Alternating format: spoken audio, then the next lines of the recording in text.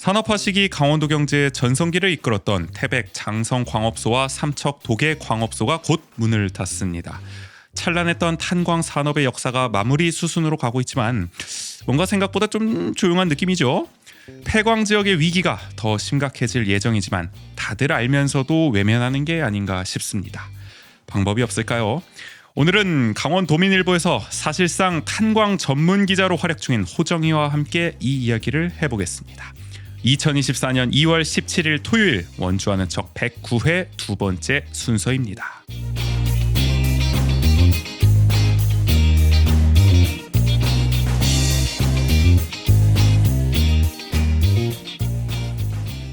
세상을 바꾸는 관심 아는 척에서 시작합니다. 강원도와 원주를 이야기하는 풀뿌리 팟캐스트 원주하는 척 조은재입니다. 구인 씨 나와 있고요. 안녕하세요, 조국인입니다. 탄광 지역 하면 떠오르는 거 솔직히 강원랜드 가보셨어요? 아니요, 그 근처까진 가봤는데 정선. 네, 가보진 못했습니다. 네. 사실은 뭐 많은 분들은 정선이나 뭐 이런데 생각하면 강원랜드 먼저 떠오르는 게 현실인데 맞아요. 네. 그러면은 이제 폐광 지역 뭐 문제 간간히 기사 나옵니다만은 강원랜드를 하나 더 지으면 해결되는 게 아니냐? 그런 얘기 많이 나오죠. 라고 네. 생각할 수도 있어요. 근데 이게 참 복잡한 문제입니다. 간단한 문제가 아니에요. 한 30년 가까이 지금 난제입니다. 이게 네네. 앞으로도 계속 문제가 될 거고. 근데 그런 중요한 사안임에도 불구하고 관심이 생각보다 좀 덜한 것 같다. 좀 그런 느낌 아닙니까? 네. 그래서 아쉬워요. 주변에서 뭐 이런 얘기 나눠본 적 없으시잖아요. 그렇죠. 네. 폐광 지역에 대해 어떻게 폐광 지역에 대한 생각해? 얘기 뭐 나눌 일이 없습니다. 이게 사실은 저기 태백이나 정선, 삼척 뭐 내지는 영월까지 봤을 때 아주 또 이 지역에서는 현안이란 말이에요. 이 지역 주민들은 또 굉장히 심각한 문제로 받아들이고 있죠. 요구를 또 많이 하고 있고 우리가 원주에 살고 있지만 원주하고도 결코 이 무관한 문제가 아니라는 걸 이따 아마 이야기를 들어보시면 아실 텐데 그래서 좀 관심을 가질 필요가 있다 해서 준비를 해봤고 우리 또 호정이가 말이죠.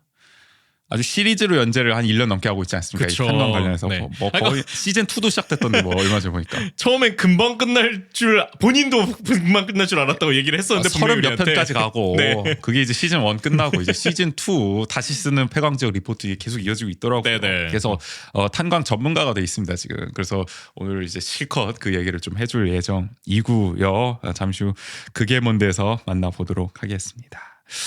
원주하는 척에서 이제 여러분들의 이야기를 받고 있습니다. 방송을 들은 후기, 뭐 원주에서 살면서 겪은 소소한 에피소드, 또 요즘 고민 어떤 이야기도 좋습니다. 많이 보내주시길 바라겠고요. 구글 폼 링크 저희가 댓글과 영상 설명에 걸어 놓았으니까요. 뭐 SNS도 참고해 주시면 들어가 보실 수 있을 것 같아요. 그리고 어제에 이어서 또 공지 하나 드리겠습니다.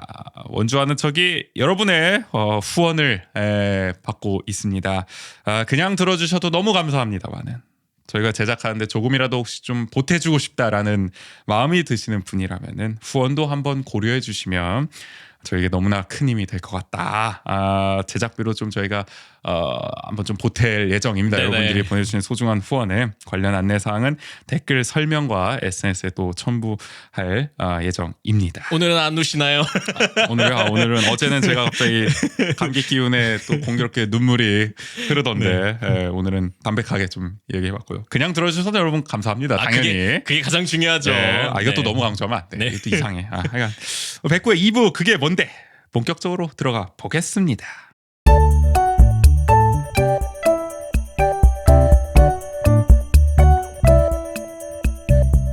이슈를 함께 알아보는 시간, 그게 뭔데?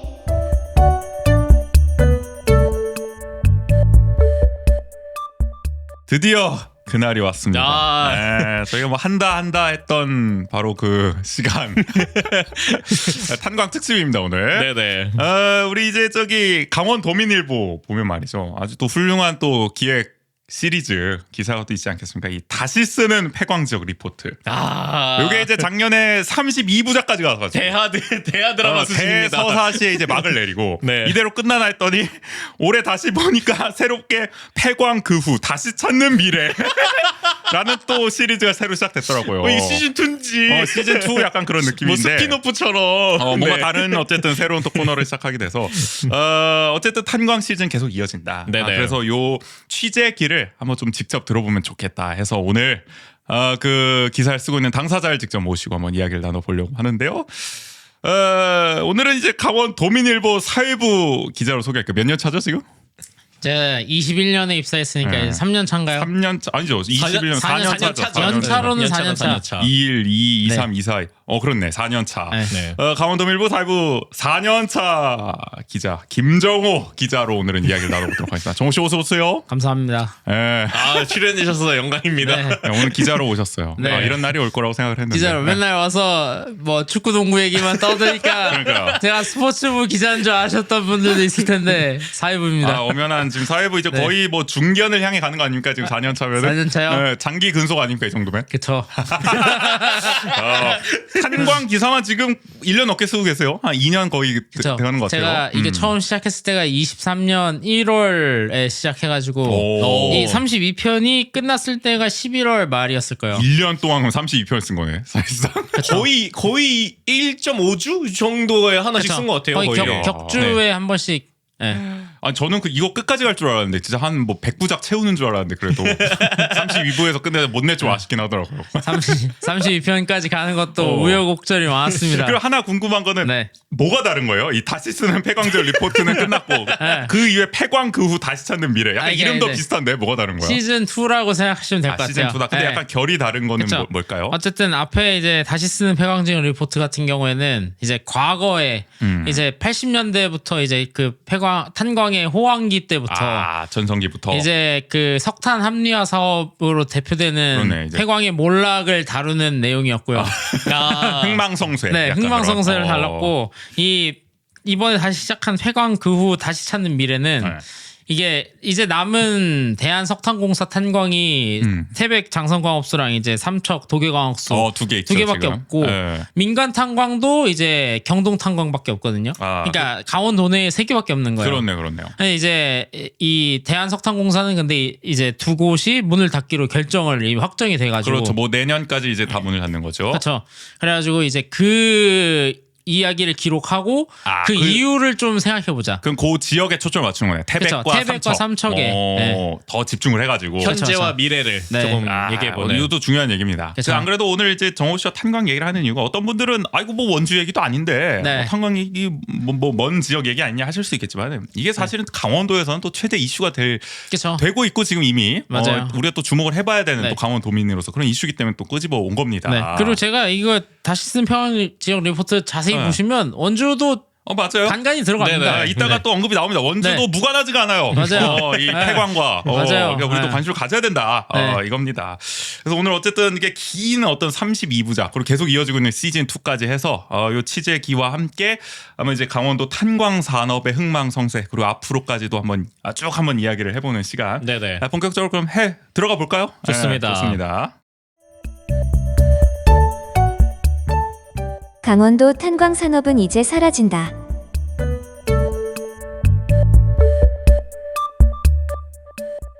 자, 앞서 말씀하셨다시피 이제 두 개의 광업소가 폐광을 앞두고 있습니다. 네. 올해 6월 말이죠. 태백 장성 광업소가 일단 먼저 문을 닫고 내년 말에 삼척 도계 광업소가 폐광을 앞두고 있습니다. 두 곳이 이제 문을 닫으면 강원도에 있는 탄광은 이제 민간이 운영하고 있는 삼척의 경동 탄광만 남게 된다. 이 경동 탄광은 계속 운영되는 거예요? 이거는? 경동 탄광님께서 운영. 요거는 그래도 네. 아직까지는 좀 그쵸. 가능성이 있네. 네. 근데 나머지 이제 이제 국가 어떻게 보면 공공으로 운영하던 그렇죠. 공사에서 운영하는 공사에서 운영하던 두 곳은 이제 문을 닫으니까 이제 한국에서 이제 공공으로 운영하는 이제 탄광은 사실상 없다. 그렇죠. 그러니까 볼수 있는 이제 거네요. 공공으로 운영하던 데가 화순 광업소랑 저 다른 전남에 전남에 네, 거기랑 이제 삼척, 태백 이렇게 있었는데 화순은 작년에 문을 닫았고 이미 문 닫았어요? 네. 그러면 진짜 이제 다 없어지는 진짜 거네. 없습니다. 네. 근데 이 장성 광업소는 사실 상징성이 크잖아요. 그쵸. 특히 이게 뭐 다들 들어보셨을 겁니다. 네. 한 번쯤은. 보니까 아시아에서 최대 규모의 탄광이다. 그쵸. 그 정도 규모가다. 그러니까 이게 사실 그 장성광업소 태백이라는 도시가 탄광 도시라고 불릴 수 있었던 가장 큰 역할을 했던 광업소거든요. 장성광업소가 아무래도 규모가 네. 엄청 크니까 규모가 워낙 네. 컸고 이게 사실 처음 발견됐던 게 그 일제 시대 때 거의 뭐 1930년대던데. 네, 일제 시대 때 그 일제 지질 기사였던 그 분이 길을 가다가 뭐가 이게 검은 돌이 떨어져 있는 거야. 아, 우연히 발견한 거야, 땅에. 그걸? 그래서 이거 뭐야? 봤더니 석탄이야 이게. 야 이게 그냥 이- 길에 그냥 놔둔 그 정도로. 그 정도로 거의 석탄 매장량이 많았고. 금맥을 무슨 발견? 텍사스에서 그래서- 석유 물줄, 석유 줄기를 발견하는 검은 물이 막 나와. 그런 느낌으로. 그래서 그 이제 신받다. 지질 조사를 해보니 여기가 다 그냥 산이 전체가 그냥 석탄이었다. 그럼 뭐 네. 저기 식민지계 때였으니까 뭐 일제에서 엄청나게 개발했겠네요. 그렇죠. 그러니까 일제에서 개발을 시작해서 이제 한국 그게 이제 전쟁 이어져가지고. 한국 전쟁 이후에 이제 우리나라에서 또 다시 개발을 시작했고. 그러네요. 이게 정호 씨가 쓴 기사를 보니까 한국에서 유일하게 수갱이 두 곳이나 존재한다. 그러면은 이게 수갱이라는 게 뭐죠? 이게 정확히? 수갱이라는 게 이게 수갱탑이라고 보통 말을 하는데 그러니까 직선으로 내려가는 탑인 거예요. 그러니까 이제 직선으로 보통 탄광을 내려갈 때 뭐 300에서 400m까지 내려가거든요.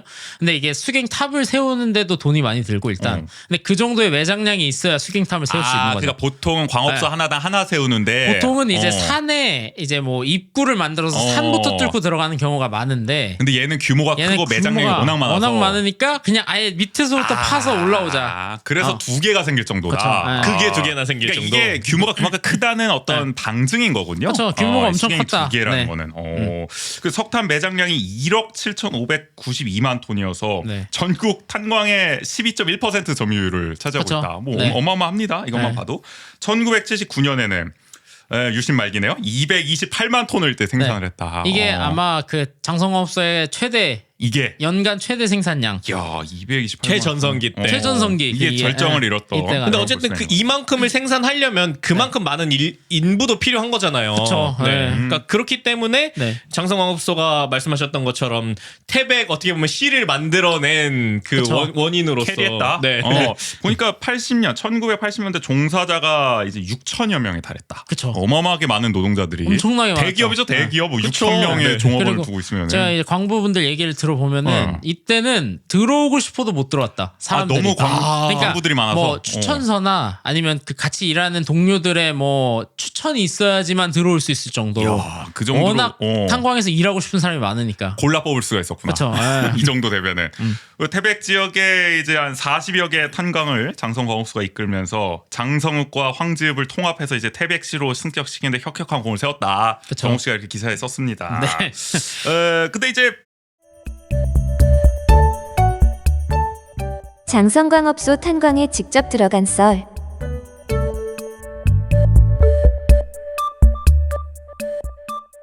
얼마 전에 들어갔다 오셨잖아요, 또 장성광. 야, 그 얘기 잠깐 한번 들려주세요. 제가 이제 어땠습니까? 폐광지역 리포트를 쓰면서 어. 마지막 남은 퍼즐이 입갱이었거든요. 그러니까 대미를 장식하든. 입갱이 진짜 마지막 저희 그거였거든요. 방송에서도 다음엔 들어갔다 그러니까. 오겠습니다. 근데 드디어 들어갔어. 들어갔습니다. 제가 이제 폐광 이후 그 폐광 그 후 다시 쓰는 미래 네. 이거 쓰면서 이제 들어갔습니다. 네. 25일 날.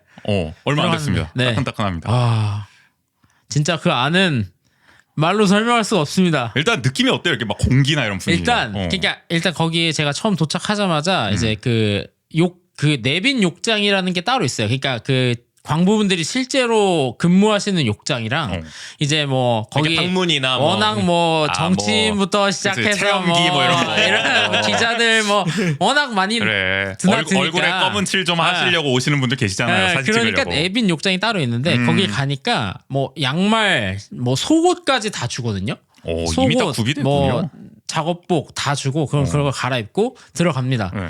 근데 처음 입구에서 이게 저희가 탄광 생각하면은 입구부터 탄광이라고 생각을 하시잖아요. 근데 입구부터 탄광이 아니고 네. 처음 들어갈 때는 한 400m에서 500m를 그냥 쭉 들어가야 돼요. 터널을. 그러니까 약간 직선 느낌으로. 직선 터널을 500m 정도 걸어 들어가면 그제서야 이제 수갱 엘리베이터가 나옵니다. 그러면 수갱까지 네. 가는 데만 한 4,500m가 있는 거네요? 그렇죠. 예. 그러니까 4,500m를 걸어서 수갱 엘리베이터를 타고 꽤 깊이 있네. 400m를 또 내려갑니다. 엘리베이터를 타고. 그러니까 직선으로 400 갔다가 네. 다시 수직으로, 그러니까 수평으로 400 네. 가고 수직으로 그렇죠. 400으로 내려가면. 수직으로 400을 내려갑니다. 내려가서 거기서 또 인차를 탑니다. 우리 흔히 아는 흔히 아는 그 어. 석탄이랑 뭐 사람들 카트라이더 날라다니는 광산맵 하면 나오는 그런 인차. 차. 근데 그거는 좀 옛날 인차고 지금은 그치. 요즘엔 좋아졌지 그래도. 그럼 안 되지. 좀 좋아져서 근데 그걸 타고 300m를 또 내려갑니다. 추가로. 300m는 약간 사선으로. 경사로 사선으로 300m를 또 내려가요. 저 우리 저 뭐 롯데월드에 있는 그 그렇죠. 그런 뭐, 느낌으로. 그런 놀이기구 같은 느낌이에요. 느낌으로. 그래서 내려가서 거기서 또 한 200m 정도를 걸어서 또 들어가야 돼요. 이게 되게 복잡하네. 네, 걸어갔다 그러니까 이게 왜 이렇게 탈걸 됐냐면 타고. 그러니까 옛날에는 장성광업소가 워낙 이 매장량이 많으니까 아무 데서나 파도 사실 탄광이 석탄이 막 쏟아졌는데 그렇죠. 텍사스 유전이 지금 거의. 근데 지금은 이것도 워낙 많이 파다 보니까 어. 이게 막장까지 들어간 거야. 계속 뚫었구나. 어. 끝까지. 그러니까 이게 뭐 사실 그 석탄이라는 게 석탄도 광맥이라는 게 있어가지고 이게 뿌리처럼 모여 있거든요. 어디까지 가면은 거기는 이제 안반지대가 나오고 그러니까 그걸 찾아서 계속 뚫고 들어가는 잘 거죠. 뚫어야 되는 거죠. 요령껏. 그렇죠. 그래서 제가 막장까지 들어갔는데 막장 안은 진짜 엄청 좁습니다. 약간 허리를 이렇게 펴기도 좀 힘든 정도? 엄청 진짜 그러니까 문자 그대로 우리가 말하는 그 네. 막장에 들어갔을 때는 네네. 생각보다 그렇게 크지 않다. 그러니까 네. 몸을 웅크려야 될 정도다. 몸을 웅크려야 될 어. 정도고 그다음에 일단 먼지가 너무 뿌해서 저희가 마스크를 쓰고 들어갔는데도 좀 목이 칼칼하고 눈이 따가운 정도? 네. 물론 뭐 어느 정도 걸러지겠지만은 네네. 워낙 뭐 분진이 많으니까. 그렇죠. 워낙 쉽지 분진이 않았을 너무 거라 많으니까 생각이 드네요. 특히 그리고 저희가 갔을 때가 발파 작업을 하고 있었거든요. 한창. 네. 그래서 발파를 하면은 이제 먼지 때문에 아예 앞이 안 보이고. 야 그러면은 이게 어쨌든 폐광을 앞두고 있긴 하지만 워낙 끝까지 팠기 때문에 계속 발판은 해야 되는 거구나. 그쵸. 끝에서 네. 끝까지 계속 가야 되는 그러니까 거구나. 이제 막장 주변에 이제 나머지를 긁어내는 어떻게든 마지막까지 작업이죠. 다 긁어내는 네. 겁니다. 그쵸. 네. 어쨌든 굉장히 네. 열악한 상황이었다는 게 맞아요. 실감이 나고 네. 뭐 어떠셨어요? 그래서 종합적으로 좀 종합적으로 이렇게, 얘기하면 사실 그 안에가 온도가 사실 제일 인상적이었는데 어때 뭐 저희가 처음 들어갔을 때 태백의 그 내빈 욕장 갔을 때가 영하 12도였거든요. 그렇지 뭐 태백은 뭐 네. 에어컨이 필요 없는 도시니까. 근데 그 안에는 33도였습니다. 네. 밖에랑 그럼 기온 차가 뭐 40도 가까이 그쵸. 나는 거네요. 그러니까 이게 뭐 거기 안에 계신 분들은 대부분 다 막 온몸이 땀으로 젖어가지고 그렇지 뭐 네. 우통 까고 막 이렇게 하지 않으세요? 그쵸. 우통? 우통까지는 안 까는데 이제 옛날 너무 옛날 사진 봤나?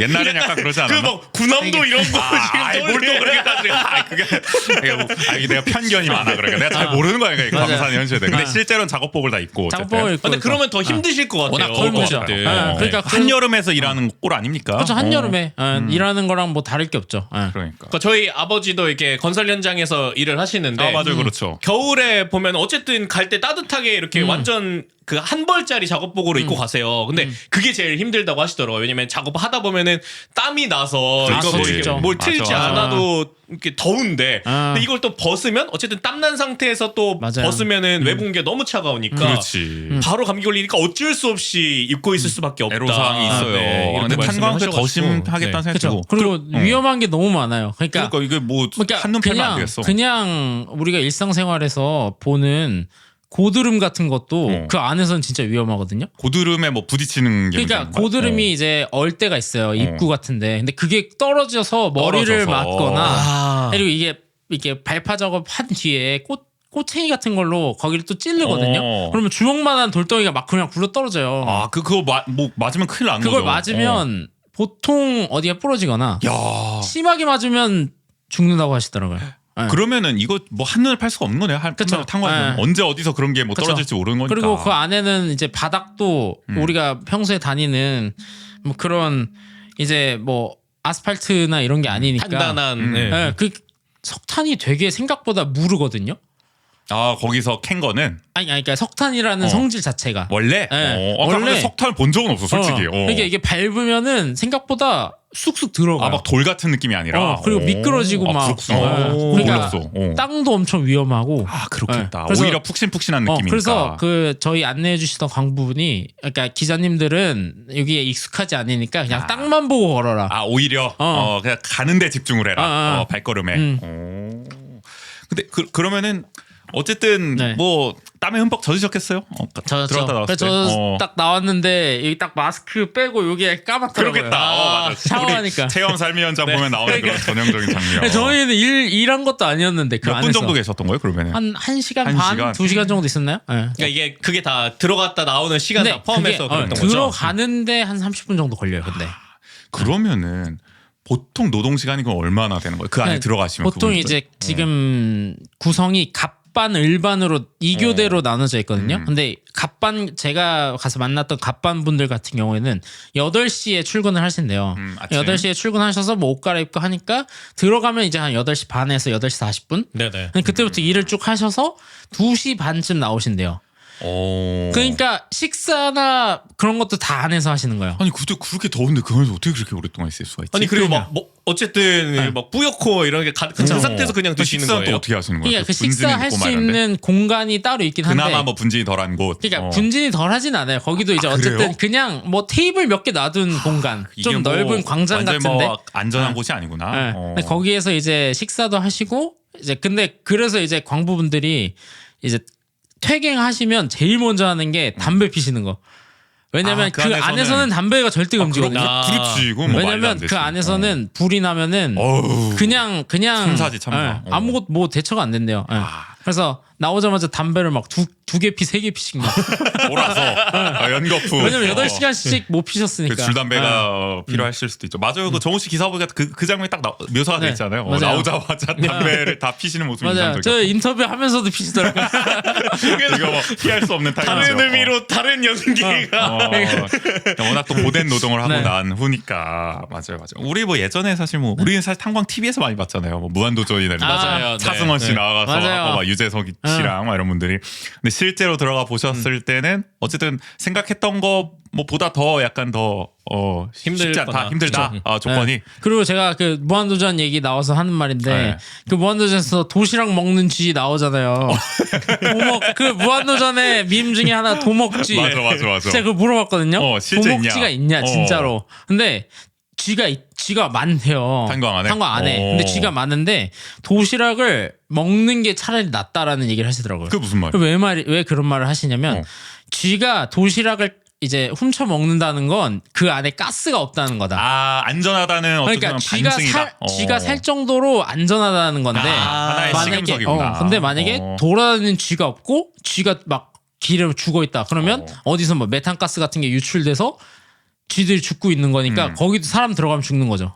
네. 그 새 뭐지? 새 카나리안가? 그 뭐 있지 않나? 그처럼 그런 거 가스 같은 거 있나 없나 이제 새를 같이 들고 들어가는 경우가 있었다.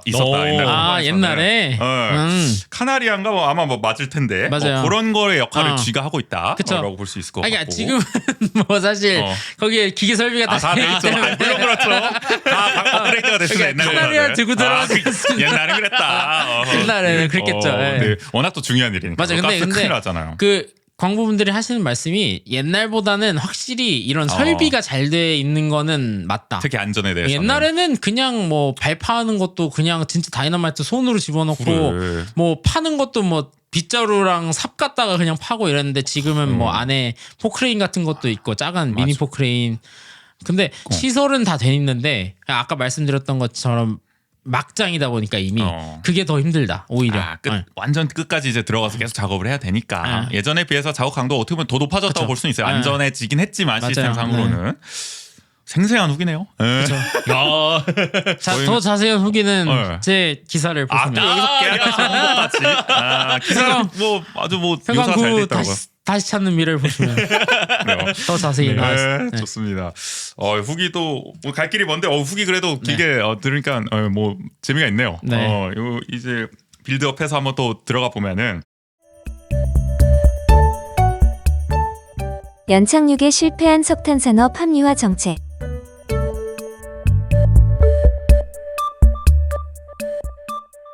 근데 이제 어쨌든 예전만 못합니다. 장성광업소가 지금 그쵸. 예전 전성기 때에 비해서는 생산량이 지금 한 10분의 1 수준이다라고 하고 직원 수도 이제 400여 명에 불과하다고 하는데 예전 6천여 명이었는데 아까 네네. 말씀드렸다시피 그래서 이제 태백 씨가 진행한 탄광 지역 폐광 대응 연구 용역 보고서를 보면은 지금 장성광업소가 태백에서 지역 총 생산의 25%를 차지하고 있다. 맞아요. 이건 뭐 거의 대부분을 차지하고 있다고 보면 그래도 되는 거예요. 여전히 많네요. 4분의 1을 네. 차지하고 있다는 거는 뭐 어마어마한 거죠. 그래서 이 장성광업소가 폐광할 때는 뭐 연쇄해서 뭐 그 주변의 상권도 폐업할 수밖에 없기 때문에 지역 경제 피해액이 연간 552억 7,100만 원으로 지금 나타나고 있고 실업자 수도 876여 명에 이를 것으로 지금 추산이 되고 있기 때문에 이 폐광에 대한 문제가 심각해질 거다라는 얘기가 계속 나오는 이유 이게 아니겠습니까? 단순히 어떤 장성 광업소뿐만이 아니라 태백시 전체 산업을 어떻게 보면 뒤흔들 수 있는 그렇죠. 그렇죠. 네. 그 기사를 통해서는 이제 계속 나오고 있습니다. 중앙 언론들도 이제는 뭐 폐광에 관해서 이제 닥친 미래니까 얘기를 맞아요. 하고 있는데 실제로 이번에 네. 다녀오신 거잖아요. 태백의 네. 장성 광업소 쪽을. 분위기는 어때요? 그 지역의 분위기는? 그러니까 제가 장성공업소 앞에 이제 뭐 식당이나 뭐 가게 같은 데도 가서 여쭤보면은 그러니까 뭐 점심 시간이건 저녁 시간이건 사람이 제일 많이 분배해야 되는 시간대에도 사람이 없어요. 사람이 없다. 지금도 일단 네. 그러니까 원래 어쨌든 장성광업소에서 이제 근무하시는 분들이 많을 때는 그분들의 가족들까지 해서 뭐 이제 유동인구가 엄청 많았는데 그렇지. 지금은 사실 뭐 그분들 직원들도 많이 줄었고 맞아. 그러다 보니까 이제 뭐 가게가 운영이 거의 안 되죠. 네. 그 저희도 예전에 몇 년 전에 저기 장성광업소 근처에 있는 장성마을에 갔었을 때 그때가 사실 그 장성광업소의 어떤 그 직원들이 살던 사택이 그쵸. 이제 네. 아파트가 어떻게 보면 상징적으로 없어지는 타이밍이었잖아요. 네네. 그러니까 그거 하나부터 해가지고 이제 사는 사람이 확실히 이제는 확 줄어들었고 그 지역이 워낙 또 고령화가 됐고 맞아요. 그런 모습을 그때도 몇 년 전에도 느낄 수 있었는데 지금은 정말 오죽하겠냐. 그쵸. 그때보다 더 네. 떠났을 텐데 사람들이 맞아요. 많이. 그런 생각이 들고 그래서 이제 지금부터 나눌 얘기는 어쩌다 이렇게 됐냐. 어쩌다 또 이렇게 폐광이 뭐 어떻게 보면 지역 경제 또 사회 어떻게 보면 붕괴로까지 지금 이어지고 있는 상황에 놓였느냐를 좀 역사를 좀 되짚어볼 시간인데요. 전성기를 잠시 다시 한번 얘기를 해보면은 네. 결국 우리 한국의 탄광산업 전성기는 1960년대부터 80년대까지로 그렇죠. 볼 수가 있는 거죠. 우리 뭐 산업화 시기 네네. 전형적인 그때로 볼 수가 있는 겁니다. 4개 지역이 이제 대표적인 것 같아요. 태백, 정선, 삼척, 영월. 네. 여기 1988년 말에 강원도 인구가 173만 905명이었어요. 지금보다 많습니다. 오, 그러게요. 지금 150만 네. 명쯤 네. 되니까. 근데 이 중에 이제 25.4% 그러니까 44만 1,370명이 앞서 말한 그 4개 지역에 거주하고 있었다. 맞아요. 태백, 정선, 삼척, 영월에 그만큼 중심이었다. 탄광 그렇죠. 지역이 그렇게 볼 수가 있는 거고. 뭐 당연히 일자리가 가장 많았기 때문이기도 하고 또 사택도 제공이 된 거잖아요. 어쨌든. 그렇죠. 사택이 있었죠. 네. 그리고 보니까 여성 광부들도 또 많았다. 기사를 보니까. 이게 여성 광부라고 하기는 좀 그렇긴 정확히는 한데 또- 정확히 따지면 선탄부. 선탄부라고 그러니까 하면 선탄부가 어떤 뭐냐면 이제 역할이에요? 그 갱도 안에서 탄을 캐서 나오잖아요. 네. 이제 광부들이. 근데 광부들이 탄을 캐서 나오면 거기에 쓸 수 있는 석탄이 있고 아, 그냥 선별하는. 뭐 돌멩이 같은 것도 있고 섞여서 다 같이 나오면 이제 그거를 선별하시는 곤란한 분들이 역할을 하시는 거구나. 그런 분들을 이제 여성분들이 많이 하셨죠. 그 지역에 사실. 여성 노동자들도 어쨌든 탄광 네. 쪽에서 굉장히 많은 일을 이분들은 하셨다. 특히 왜 여성을 왜 뽑아서 썼냐면 이분들이 대부분 광부의 부인이시거든요. 아. 근데 이게 석탄공사 같은 경우에는 그 광부가 갱도 안에서 돌아가시는 경우가 굉장히 많았단 그치, 말이에요. 뭐 사건, 예전에 사고가 많았으니까. 60년대, 80년대는. 근데 그 돌아가신 분의 이제 부인을 공사에서 일할 수 있게 해주는 경우가 많았대요. 워낙 네. 사고가 많으니까. 그러니까 워낙 사고가 많기도 하고 어쨌든 남편이 돌아가셔서 그렇지. 가정을 이끌어야 이어가게 해야 되는데 되니까. 그러니까 어디 가서 일을 할 수가 없으니까 그러면 우리 공사에 와서라도 일을 해라. 그래서 맞아, 선탄부로 일을 하시는 분들이 예전엔 많았다. 이런 제도들이 좀 있었습니다. 예를 들어서 지금은 많이 뭐 귀족 노조의 상징인 것처럼 비판받는 뭐 현대차나 이런 데서 뭐 자녀 직원의 자녀를 채용할 때 무슨 뭐 가산점을 주고 이런 제도도 원래 탄생 배경은 워낙 옛날에 산재가 많으니까 네네. 공장에서 일하다가 이제 사망하는 경우가 있을 때 맞아요. 자녀가 그거를 가정을 또 이어서 해야 되니까 이제 자녀를 채용하는 데 있어서 뭐 우선순위를 둔다. 요 제도가 사실 사문화돼서 아직까지 이어지다 보니 그게 무슨 이제 귀족 노조의 조항인 것처럼 되는 경우도 있거든요. 그러니까 그런 게 뭐 이 석탄 산업에서도 탄광 맞아요. 산업에서도 네. 당연히 적용되지 않았나. 그리고 싶은 생각이 그때는 들어요. 워낙 이렇게 그 매장량이 많다 보니까 네. 많이 캐다 보면 그걸 또 선별을 또 해야 되잖아요. 빨리빨리. 네. 맞아. 그 수요도 많았을 거고 네. 맞아요. 그 네. 일자리에 대한 어쨌든 그랬었고요. 그런 전성기가 있었는데 네. 하지만 이제 1989년으로 가면서 이제 정부가 이제 석탄 산업 합리화 정책을 이제 펼칩니다. 이게 한마디로 이제 그 당시에 이제 우리가 이제 뭐 올림픽도 있고 이러면서 그냥 뭐 도시가스가 많이 보급이 됩니다. 그쵸. 뭐 이게 네. 좀 인프라를 많이 개선을 하면서 그러다 보니 연탄 수요가 이제 감소를 하게 되죠. 네네. 그 전까지는 연탄을 엄청 많이 썼는데 우리 난방하는 데 있어서 그러다 보니 연탄 수요 감소로 이제 소위 말해서 비경제 탄광이 이제 탄생하게 된다. 그쵸. 그러니까 이게 뭐 생산 단가는 높은데 이제 팔 때는 없어지는 뭐 이런 게 이제 발생을 하게 되니까 이런 데를 이제 정리를 하고 구조 조정을 하고 경제성이 있는 탄광만 좀 집중 육성하자. 지금 뭐 저기 뭐 글로컬 대학 30 정책 같은 것도 살릴 대학만 살리고 맞아요. 나머지는 뭐 좀 맞아요. 알아서 하십시오. 약간 이런 느낌 아닙니까? 우리가 다른 이제 요즘에 다른 산업군에서 보게 되는 그런 그렇죠. 모습들. 네. 그 요게 이제 시행이 되면서 이 석탄 산업 합리화 정책이 시행되면서 사실상 이 탄광 지역들이 내리막길을 걷기 시작을 그쵸. 하는 네. 거죠. 통계로 보면은 1988년 167개에 달했던 강원도 탄광수가 1995년에는 8개로 급감을 합니다. 10년도 안 돼서. 2005년에는 5개까지 떨어지게 되고. 정선 영월만 하더라도요. 98년까지는 그래도 아직까지는 44개, 23개 이렇게 탄광이 남아 있었는데 각각 2005년에는 모두 문을 닫게 되는 일이 벌어진다. 그러니까 저는 그래서 아까 이렇게 탄광의 4개 지역을 말씀해 주셨을 때 네. 영월이 포함돼 있던 게 조금 신기했었어요. 아 그러세요? 그러니까 영월 왜냐면- 탄광 잘 몰랐어. 네, 그러니까 우리가 지금 인식하기엔 영월은 그냥 뭔가 다 탄광이었다라는 이미지보다는 다른 그냥 지역의 이미지로 더 많이 생각이 되는데 그 정도로 정말 이게 우리 세대 때 확 그냥 이제 탄광 산업이 그쵸. 올라해버린 그 상징적인 지역이라고 볼 수가 있는 거고. 4개 지역 인구가 뭐 앞서 말씀드렸다시피 1996년에는 이제 26만 9,368명으로 89년 대비 약 34.3%가 감소. 어마어마한 수치입니다. 인구가 10년도 안 돼서 이렇게까지 감소했다는 거는. 올해 1월 기준으로 볼까요? 17만 2,321명까지 줄어들었습니다. 우리 원주 인구의 한 뭐 절반 정도로 4개 지역을 다 네네. 봤을 때 그렇게 볼 수가 있는 거고. 특히 태백시는 작년 8월에 이게 재작년 8월이겠네요. 이게 네, 기사에서 제가 네. 본 거라서 그쵸, 네. 재작년 8월에 인구 4만 명 선이 무너졌는데 인구 변화를 이제 시군별로 살펴보면은 정선군이 가장 어떻게 보면 극적이게 이제 떨어져 버렸어요. 88년에 11만 9,777명이었는데 올해 1월 기준으로 3만 4,139명. 많이 떨어졌어요. 태백도 11만 5,175명에서 3만 8,613명까지 떨어졌고 삼척시가 8만 465명에서 6만 2,309명. 영월군이 7만 4,048명에서 3만 7,260명으로 정말 낙폭이 큽니다. 네네. 근데 저 여기 한 가지 궁금한 게 정선이 88년 당시에 인구가 더 태백시보다 많았잖아요. 네. 근데 정선은 왜 군이고 태백은 시였던 거예요? 이게 뭐 다른 이유가 있나요? 아 그게 정선 같은 경우에는 어쨌든 그 사북 지역에 많이 몰려서 살아서 그런 것도 있고 태백시 같은 경우에는 태백시가 아까 앞에서도 말씀드렸듯이 군을 2개를 합친 거예요 그냥.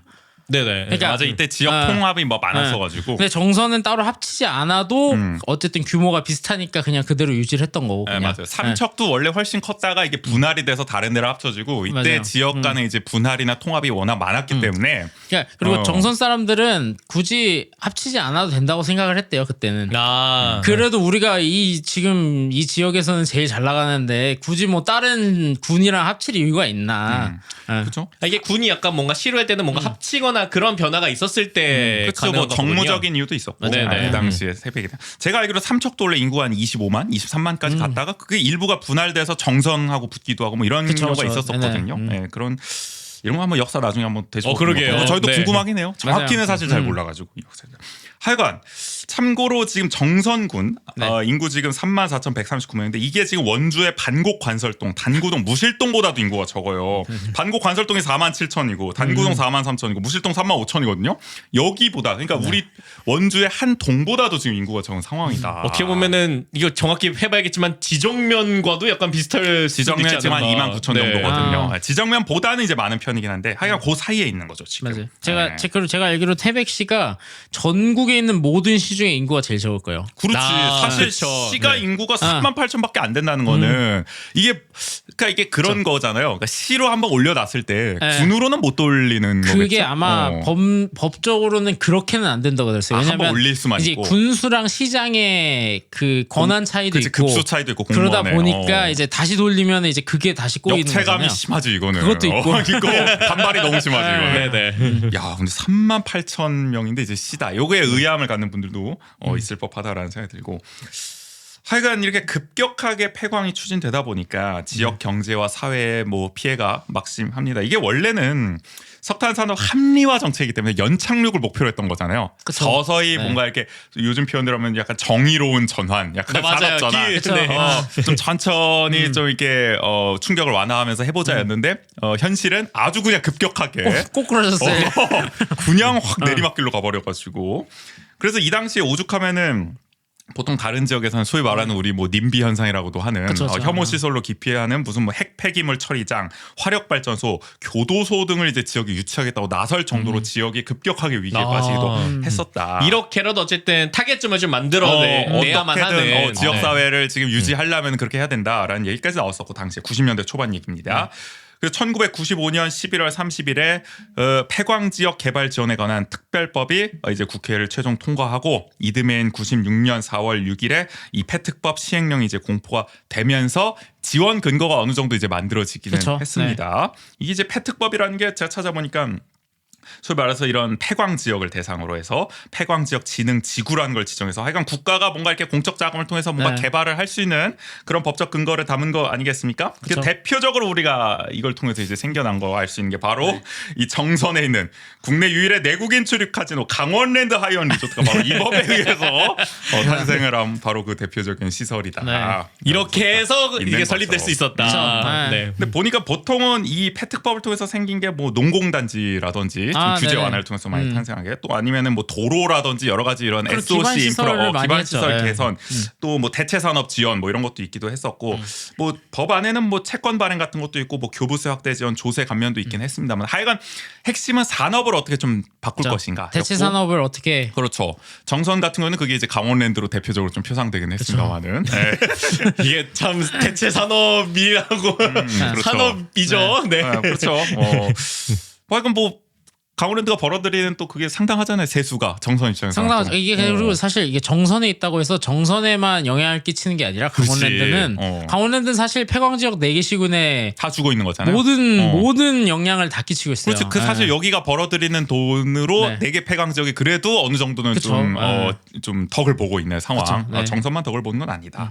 근데 이 폐특법이라는 게 원래는 한시적이었던 거라고 하더라고요. 맞아요. 처음 네. 95년에 만들 때는 한 10년 하자. 2005년까지 하자. 10년이면은 정상화가 되겠지. 그렇지. 네. 정의로운 전환됐겠지. 다른 산업들이 뭔가 활성화되겠지. 21세기 때 뭐라도 됐겠지. 약간 이런 희망이 있었습니다만은 아시다시피 이제 97년에 IMF 오고 네. 한국 경제가 말이 아니게 되죠. 뭐 타이밍이 안 좋았습니다. 그래서 이제 앞서 말씀하신 이 법에는 이제 카지노업에서 발생하는 이익 일부를 이제 폐광 지역이 네. 나누는 그 내용이 담겨 있었었죠. 하지만 이제 2005년에도 폐광 지역이 살아날 기미가 보이지 않으니까 정부는 2005년에 법을 개정을 합니다. 그래서 2015년까지 10년 더 한 번 더. 1차 연장합니다. 20년이면 되겠지. 되지. 2015년까지 가면 되지. 하지만 그래도 살아날 기미는 보이지 않았습니다. 그래서 이후에 2012년에 한 번 더 개정을 또 합니다. 그래서 2025년까지 맞아요. 30년은 진짜 10년이다. 되겠지. 2차 연장을 들어가고 이때는 더 바뀐 게 뭐냐면 폐광 지역에 지원하는 아까 그 카지노 네. 기금을 이제 카지노 이익금의 25%까지로 이제 늘리게 됩니다. 더 많이 나눠라. 당초에는 어느 정도였나요? 당초에 제가 정확한 숫자 기억이 나세요? 정확한 숫자 기억이 안 나죠. 그래, 요거보단 네. 적었다. 네. 그렇게 이해를 하면 될 네. 것 같고. 그러니까 워낙 이제 계속 지원을 하는데도 제대로 활성화가 안 되니까 그렇지. 아니, 할 거면은 그냥 제대로 하자. 화끈하게. 수익의 이익금의 4분의 1 내가 나눠. 네. 하긴 근데 뭐 강원랜드가 원래 그 목적으로 지어진 거니까. 그렇죠. 폐광 그러니까 지역의 그 많은 분들이 오해하시는 활성화를 게 위해. 있는데 강원랜드는 공기업이에요. 음. 네, 그러니까 사기업이 아니에요. 이 얘네는 사실상 그치, 이윤을 공적으로 나눠야지. 이익을 추구하는 집단이 아니에요. 그렇지. 그러니까 어쨌든 나눠야 되는 게 맞는 거예요. 맞아요, 네. 맞아요. 그래서 4분의 1까지 늘려줬습니다. 그럼에도 폐광 지역 쉽지 않았다. 30년을 했는데도. 그러니까 이제 거의 다 왔어요. 그쵸. 그러니까 2년 남은 거. 그쵸. 그러니까 이제 뭐 한 2년 남았죠. 2년 남았죠. 그렇죠. 네. 그래서 2년 남으면 네. 아직 부족하다. 또 도리가 없다. 또 논의가 시작되지 않을까. 네. 그래서 한 번 더 연장했다는데요. 네. 제가 보니까. 맞아요. 근데 이번에는 또 연장했습니다, 이번에. 20년을 연장했어. 자꾸 이게 10년짜리는 안 된다. 화끈하게. 이게 계속 논의를 하는 것도 이게 국회에서 논의를 해야 되거든요. 그러니까. 국회의원들이 발의를 해가지고 연장을 해야 된다를 논의해야 되는데 근데 뭐 논의가 이게 뭐 국회가 지역구 이게 국회의원들도 야, 힘든 거야 이제 솔직히 아니 매번 설득하고. 매년 뭐 내가 가서 얘기해야 되고 도장 받아야 되고 그렇지. 그래서 20년 연장해서 2045년까지 거의 이거 뭐 탄소 중립할 때쯤까지 되는 겁니다. 2045년은 진짜 이때까지 되겠지. 이거는 진짜 마지노선입니다, 사실. 아니 거의 그러면 95년 때부터 하면 50년이잖아요. 그렇죠. 반백년이에요. 반백년이요. 벼랑끝 전술입니다. 이거는 폐광적 4개가 없어지거나 아니면 정의로운 전환이 되거나 그렇죠. 거의 그런 둘중 셈인 거죠. 하나입니다. 이거는 네. 이제는 2045년까지 무조건 해야 되는 상황이고요. 살려야 되는 상황인 거고요. 그리고 이때 또 늘어난 게 폐광 지역의 납부, 그 아까 이익 나누는 것도 이익금의 25%에서 아예 매출액의 13%로 맞아요. 이제 변경을 했다. 그러니까 네. 이익이 안 나도 어쨌든 나눠줘야 되는 거죠. 적자여도 줘야 되는 거 너네가 아니에요? 적자를 봐도 어. 매출이 그 났으면 전까지는 적자를 내놔. 하면은 안 나눠줬는데 내놔. 이제는 무조건 이 돈 번 거에 무조건 내야 된다. 왜냐면 13%는. 강원랜드가 그 코로나를 겪으면서 어려웠구나. 그렇죠. 네. 적자를 겪을 때가 있었어요. 맞아. 근데 그러니까 이제 적자일 때는 돈을 못 받잖아요. 그렇죠. 그러니까 안 주려고 했구나. 못 준다 우리는. 그러니까. 이익금이 없으니까. 뭐 요새 소송도 하고 있잖아요, 강원도랑. 그쵸. 그 얘기도 뭐 맞아요. 예전에 네. 한번 들었는지 모르겠지만, 그러니까 뭐 그런 것 이것도 묘한 또 정치적인 좀 그런 게 있습니다. 이익금을 나누는 거에 대해서. 하여간 매출액의 13%로 좀 더 이제 늘어나게 됐다. 하지만 이제 폐광적 주민들에게는 이게 체감이 안 된다. 계속 늘리더라도 뭐 산업 전환이 이게 획기적으로 된 게 별로 없으니까 카지노 이 산업 빼고는. 맞아요. 그래서 카지노 외에 뭔가 추가 대안이 좀 필요하다라는 과제가 지금 남아 있다.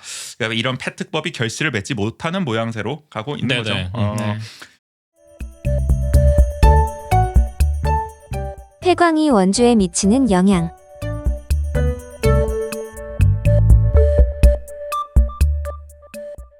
이쯤에서 이제 또 이제 폐광이 미치는 영향, 아까 이제 원주에도 뭐가 있다고 이제 말씀을 드렸는데, 하여간 지금 태백, 정선, 영월, 삼척은 굉장히 어렵습니다. 그렇죠. 근데 근데 저희 원주하는 척 보시는 이제 시청자, 네. 청취자분들께서 아이 그 남의 도시 얘기를 그래. 왜 자꾸 하냐. 하실 수가 강원 아는 있어요. 척이냐. 네. 그렇지만 근데 이제 정호 씨가 쓴 네. 기사를 보면 원주에도 어쨌든 영향은 있다라고 써주는데, 이제 원주 연탄이라는 이제 연탄 공장이 있는데 연탄 공장 있었죠. 네. 문막에 있다고 하는데 네. 이게 지금 파산한 거예요? 그러면? 작년에 파산했죠. 지금 9월에 파산. 네. 2007년에 설립돼가지고 네. 하루 10만 장 이상을 생산할 수 있는 그런 설비를 갖추고 있는데, 지난해부터 하여간 뭐 중단됐다 재개했다가 생산을 이제 그쵸. 반복이 됐었다. 그러다 결국 이제 문을 닫은 게 된 거고. 근데 이제 원주도 어쨌든 이 연탄을 사용하는 곳이 있을 거 아닙니까? 맞아요. 그렇죠. 아직 네. 연탄 쓰시는 분들이 그렇죠. 굉장히 많을 거예요. 그래서 제가 찾아보니까 2023년 기준으로 연탄 사용 가구가 그래도 832가구가 있다고 하더라고요. 물론 계속 감소는 하고 맞아요. 있습니다만 여전히 그래도 800가구 정도는 사용하고 있고, 그러다 보니 이제 원주 연탄은행 분들이 원주에서 연탄을 못 구하고 인근 네. 제천으로 가서 지금 연탄을 구하는 상황이 제천 돼버렸다. 공장에 가서서 납품을 받아와야 되는. 원주가 이게 없었으니까 이게 네. 결국에는 폐광의 영향을 받은 거죠. 그렇죠. 이게 어쨌든 이제 지금은 장성광업소라든지 도계광업소에서 안정적으로 탄광이 석탄이 공급이 되지만, 이게 나중에 그 두 탄광이 문을 닫게 되면은 어쩔 수 없이 외국에서 석탄을 가져와야 되거든요. 수입을 해서. 그러면은 뭐 단가가 그럼 맞나? 단가가 오르는 거죠. 그렇지. 그러니까 지금 뭐 연탄 한 장에 뭐 40원, 50원 정도 하는데 뭐 한 2배, 3배는 오른다. 지금도 사실 연탄값이 많이 올랐다. 그쵸. 뭐 이런 얘기들이 있는데, 사실 이게 더 중요한 게 뭐냐면 연탄 사용 가구가 보통 거의 고령층이잖아요. 그 그쵸. 저소득층이 네네. 많고. 그렇죠. 그렇죠. 보니까 2023년 통계를 보니까 전체 연탄 사용 가구 중 뭐 대다수입니다. 86.3%가 수급 가구, 차상위 가구, 소액 가구고 평균 80세 이상. 월 소득 30만 원 미만. 그러니까 연탄 한 장 한 장이 정말 이분들한테는 큰 값으로 다가올 수밖에 없는, 부담 네네. 다가올 수밖에 없는 분들인데. 그러니까 단순 생각해봐도 내가 만약에 10장을 쓸 수 있는 사람이었는데, 그러니까 이게 비용이 오르면은 반 아니면 반의 반 이렇게 그렇지. 줄어들게 되는 거잖아요. 제가 이게 네. 최근에 한파가 엄청 심했을 때가 있었잖아요. 그때 그렇죠. 한파 취재를 하면서 본 건데, 그러니까 보통 연탄 하면은 그 연탄으로 물을 데워가지고 바닥을 따뜻하게 하는 경우가 많았잖아요. 옛날에는. 그렇죠. 네. 근데 요즘 보면은 이 저소득층 어르신분들은 그냥 방에다가 때우시더라고요, 연탄을. 그렇게 해도 돼요? 그러니까 그게 안 되는데 원래는. 그럼 안 되죠. 그러니까 일산화탄소가 나오잖아요. 네네. 근데 연탄 한 장으로 하루를 버티려면 그냥 그 페인트 양철통 같은 데다가 연탄을 넣고 불을 붙여서 그 열기로 하루를 버티시는 거예요. 그러니까 열기를 최대한 이용하려고. 엄청 그러니까, 위험한데도. 그러니까 연탄으로 바닥을 데우려면은 2-3장이 들어가잖아요, 연탄이. 이게 사실은 그럼 아. 절대 안 되는 건데. 그 원래는 매우 그렇게 하면 안 되는 위험한 거죠. 건데. 매우 위험한 거죠. 예. 근데 어쩔 수가 없는 거예요. 그분들 그쵸. 입장에서 같은 그분들은- 값으로 최대한 예. 연타를 활용하려면. 그분들은 한 장 한 장이 아까우니까. 그러니까 이게 말이 안 되는 일이 벌어지고 있는 거죠. 그러니까요. 그러니까 이게 난방을 안 할 수는 없는 거예요. 워낙 그쵸. 추우니까 예. 이게 뭐 사실 생존의 문제가 되는 거잖아요.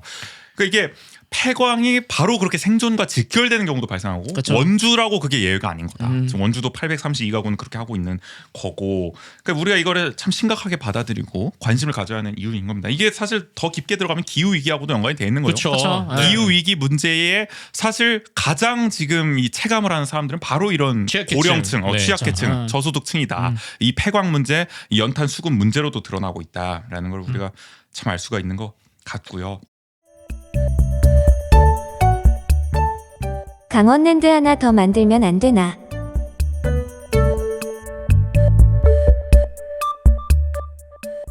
여기까지 이제 얘기 나눴을 때 어떤 분들은 그래서 뭐 어쩌자는 거냐? 뭐 폐광은 하는 건데 뭐 어떻게 살리자고 이렇게 어쩔 수 없는 거 아니냐? 냉소하시는 분들은 그렇게 얘기할 수도 맞아요. 있어요.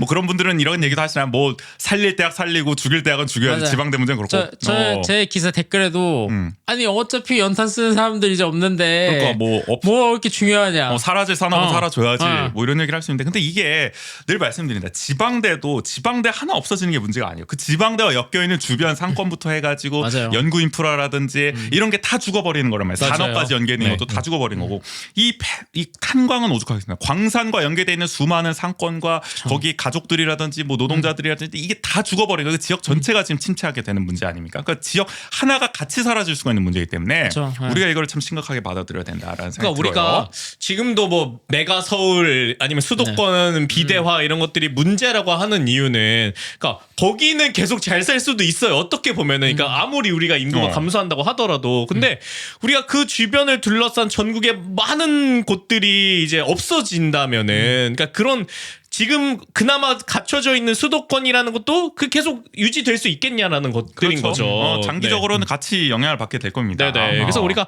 마을 하나가 없어지는 것도 좀 심각하게 바라봐야 하는 게 그런 이유들 때문인 거죠, 사실은. 근데 너무 관심이 없어요 지금. 맞아요. 중앙 언론도 그렇고. 그 지역 사회에서 그래서 어떤 요구를 하고 있나. 어쨌든 폐특법은 있는데, 그쵸.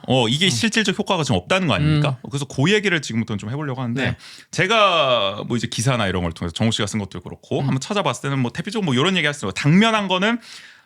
폐광 지역 개발 기금을 늘리기 위해서 강원랜드 규제를 좀 완화해라. 이게 아마 뭐 좀 운영 시간 이런 규제를 말하는 그렇죠. 거죠. 이게 지금 그 강원랜드가 사행성 그 게임위원회 그 관련 위원회가 거기에 있죠. 이제 제재를 받고 있는데 거기에 제재가 뭐냐면 지역 주민은 일단 뭐 출입 시간이나 출입 일수가 제한이 되고 그러니까 지역 아까 지역에 네, 그 지역에 계시는 분들은 그 지역 주민이 아니더라도 뭐 똑같이 뭐 중독 예방을 위해서겠죠. 그렇죠. 그런 게 이제 있고 그다음에 운영 시간도 강원랜드가 보시면 카지노인데 밤에 문을 닫거든요. 우리가 흔히 아는 카지노랑은 우리가 아는 뭐 그 뭐야 디즈니 플러스에 카지노 보면은 24시간이지. 밤새 그 호구형 막 그래. 하루 종일 막 100억씩 새벽에 호출하잖아. 최민씨는 자고 일어났는데 전화 오고 1억만 땡겨줘. 화끈하게 줘. 근데 강원랜드는 밤에 문을 닫습니다. 몰랐어. 운영 나는. 시간이 정해져 있어요. 네. 9to6 이 정도예요. 뭐 셧다운제네. 네. 그리고 9to6까지는 아닌데 아마 뭐 한 12시부터 그러니까 뭐 적당히 문을 새벽에는 안 한다는 네. 거죠. 그리고 이제 입장료가 있습니다. 내국인은. 내공기는 네, 그래 내국인 들어갈 때 입장료가 있고 그 다음에 그 게임기나 이제 뭐 이런 기계 대수도 정해져 있고. 내국인 이용할 수 있는. 아니요 그 강원랜드가 전체 그래? 운영할 수 있는. 전체가? 그러니까 게임기를 함부로 많이 못 늘린다. 게임기를 함부로 못 늘린다. 운영할 때 그러니까 있어서. 이제 지역 주민들 말씀하시는 게 강원랜드가 이런 규제가 이렇게 많은데 지금 당장 뭐 밖에 잠깐만 봐도 제주도부터 시작해서 일본, 홍콩, 마카오 이런 데는 그런 게 없으니까 화려하다 거기. 한국 사람들이 다 그냥 거기 가서 한다. 차라리 뭐 저기 화끈하게 할 거면은 뭐 비행기 타고 가는 게 낫지. 그렇죠. 일본 가서 하거나 홍콩, 마카오 가서 찔끔찔끔 이 하고. 정선까지 가겠냐. 그쵸. 뭐 이런 느낌으로 이런 규정. 근데 이거 참 어려운 문제네. 이거는 사실 뭐 도박 중독이라든지 네. 소위 말해서 네네. 이런 카지노에 대한 중독 문제하고도 그쵸. 연결되는 문제 네. 쉽게 규제를 완화하긴 또 정부나 이런 데서는 또 어려운 그쵸. 측면도 네. 있을 것이고 요 요구 사항이 하나 있다라고 할 수 있을 거고 또 국가 차원의 개발 전담 기구 운영. 그러니까 이 폐광 지역에 신경 쓸 수 있는 국가 전담 기구가 하나 필요하다라는 거고 또 고용 위기 지역 및 산업 위기 대응 특별 지역으로 이제 선포해 달라. 네. 요거는 하여간 폐광 지역처럼 이게 특정 산업 의존도가 높았던 지역 같은 경우에는 대규모 실직이 발생할 수 있으니까 네네. 국가 균형 발전 특별법에 따라서 여기를 지정하면은 뭐 재취업이라든지 창업 지원이라든지 고용 안전 지원 같은 걸 하여간 국비를 통해서 할 수 있는 뭐 그런 걸 해달라는 게 있고 뭐 대체 산업 육성 같은 거 이런 걸 이제 계속 또 적극적으로 해달라 요구하고 있는데.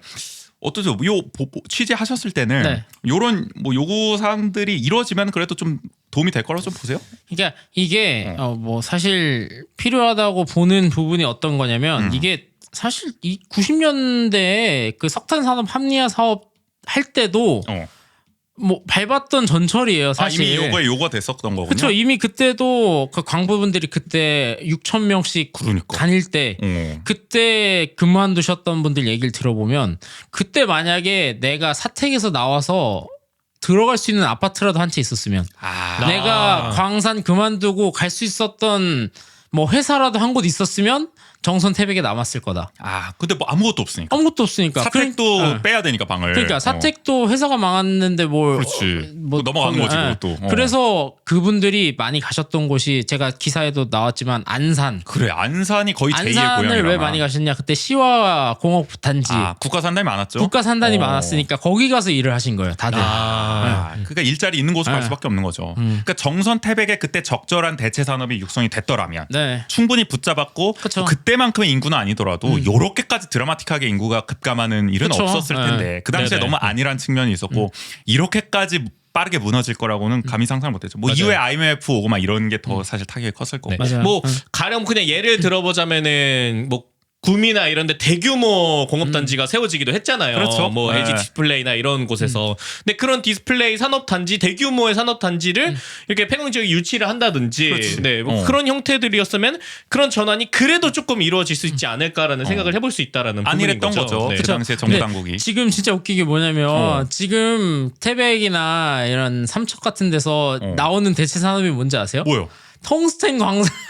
또 광산이야? 이건 새로운 걸 파자. 그러니까 텅스텐이 있대요. 매장 그렇지. 된 게. 아니 우리 한칠 시간에 배웠던 것 같아. 그쪽에 텅스텐 있다고. 근데 그거를 다시 개발을 해보자. 근데 사실 그게 대체 산업인지는 잘 모르겠거든요. 이게 사실 시대가 많이 대체 에너지, 재생 에너지나 이런 쪽으로 하고 있다 보니까. 그리고 또 뭐 다른 국가나 이런 데서 이미 대규모로 그렇죠. 하고 있는 곳들도 있고. 그러니까 이게 사실 국가적 차원에서 정말 전담기구 들어가서 전문가들이 모여가지고 여기서 어떤 산업화하면 좋을까를 심도 깊게 계속 토의해야 다양한 상상력과 아이디어로 대체 산업이 나올 수가 있는 건데 안 그렇다 보니까 그 지역 주민들은 정말 어떻게 보면 고육지책으로 계속 이런 걸 짜내는 거 아닙니까? 그쵸. 어떻게든 당장 살릴 수 있는 즉 당장 할 수 있는 뭐 텅스텐이라든지 이런 걸 해보자 이 얘기가 아니면 나올 뭐 수밖에 없는 거예요. 강원랜드의 규제를 더 풀어서 강원랜드의 매출 규모를 좀 그러니까 마냥 키운다든지. 그거를 뭐 한 치 앞만 본 생각이라고 우리가 할 수가 없는 게 그렇죠. 여기 예. 사는 사람들은 당장 먹고 살아야 되면은 그 당장 효과를 볼 수 있는 걸 요구할 수밖에 없는 거예요. 왜냐면은 95년부터 지금 이 폐특법을 했는데 그렇죠. 이 모양 이 꼴이고 그때 요구했던 게 하나도 안 받아들여지고 있으니까 그러니까 이해가 되는 측면이 있습니다. 근데 하여간 뭔가 획기적인 이 정말 파격적인 지원 정책이 지금 필요하다는 건데 그러면은 우리 같은 어떤 사람들은 그렇게 생각했어. 그러면은 강원랜드 같은 걸 하나 더 지어야 되는 거냐. 여기다가 그러면은 뭔가 획기적으로 또 살아날 수가 있는 거냐. 강원랜드 규제를 당장 풀긴 어려우니. 제2 강원랜드를 또 하나 지어야 되냐. 뭐 이런 얘기가 나올 법도 네. 하거든요. 어떻게 생각하세요? 제가 강원랜드를 가봤는데 네. 이 강원랜드의 문제점 중에 하나가 강원랜드에 간 사람은 강원랜드에만 있어요. 그 주변을 안 가고. 그러니까 강원랜드에서 모든 걸 다 할 수 있어요. 식사부터 해서 뭐 숙식. 숙식, 카지노, 스키 모든 걸 다 할 수 있으니까 종합 리조트니까. 굳이 정선, 태백, 영월에 나갈 이유가 없어요. 그래. 이게 우리가 저기 저 드라마 카지노 최민식 씨 나온 거기도 나오잖아. 이게 강원랜드 콤프가 있잖아요. 소위 말해서. 콤프가 있죠. 거기 리조트와 또는 리조트 주변 상권에서 쓸 수 있는. 사용할 수 있는 뭐 근데 그 드라마에도 나오지만 콤프 깡을 하잖아. 현금 깡을. 지금도 강원랜드 주변에 보면은 콤프깡 하는 업체가 엄청 많아요. 그렇죠. 예를 들어 뭐 100만 원짜리 콤프를 뭐 60만 원 현금으로 교체해 준다, 그쵸. 바꿔준다든지. 그렇게 되면 주변 상권에서 안 쓰는 거잖아요. 콤프를 다 현금으로 그쵸? 바꾸는 거니까. 그러니까 그 콤프를 가지고 이제 그 콤프깡 업체에서 이제 쓰는 거죠. 그러니까 이게 아무 효과가 없는 거죠. 주변 상권을 살리는 데 있어서. 그러니까 강원랜드의 문제는 바로 그거겠네요. 주변 상권에 네. 아무 도움이 지금 그러니까 못 하고 있다. 지금 아까 말씀하신 것처럼 강원랜드를 하나 더 짓고 뭐 강원랜드를 100개를 짓는다고 해도 거기만 이익을 보게 된다. 그렇죠. 그게 뭐 지역에 도움이 되겠냐 이 말이죠. 그리고 네. 뭐 카지노 산업이라는 게 사실 한계가 있을 수밖에 없고 그쵸. 이게 생산성을 어쨌든 맞아요. 유발한다는 데 있어서 그리고 사실 우리가 뭐 1년 365일 카지노에 사는 것도 아니고 또 적절하냐 그것도 문제죠. 어떻게 그게 보면은 뭐 좋은 정책이냐에 대한 의문도 네. 있고 하여간 뭔가 확실한 지금 뭐 산업이 필요한데 네. 그게 안 보인다라는 생각이 들고요. 인구 소멸 문제의 최전선.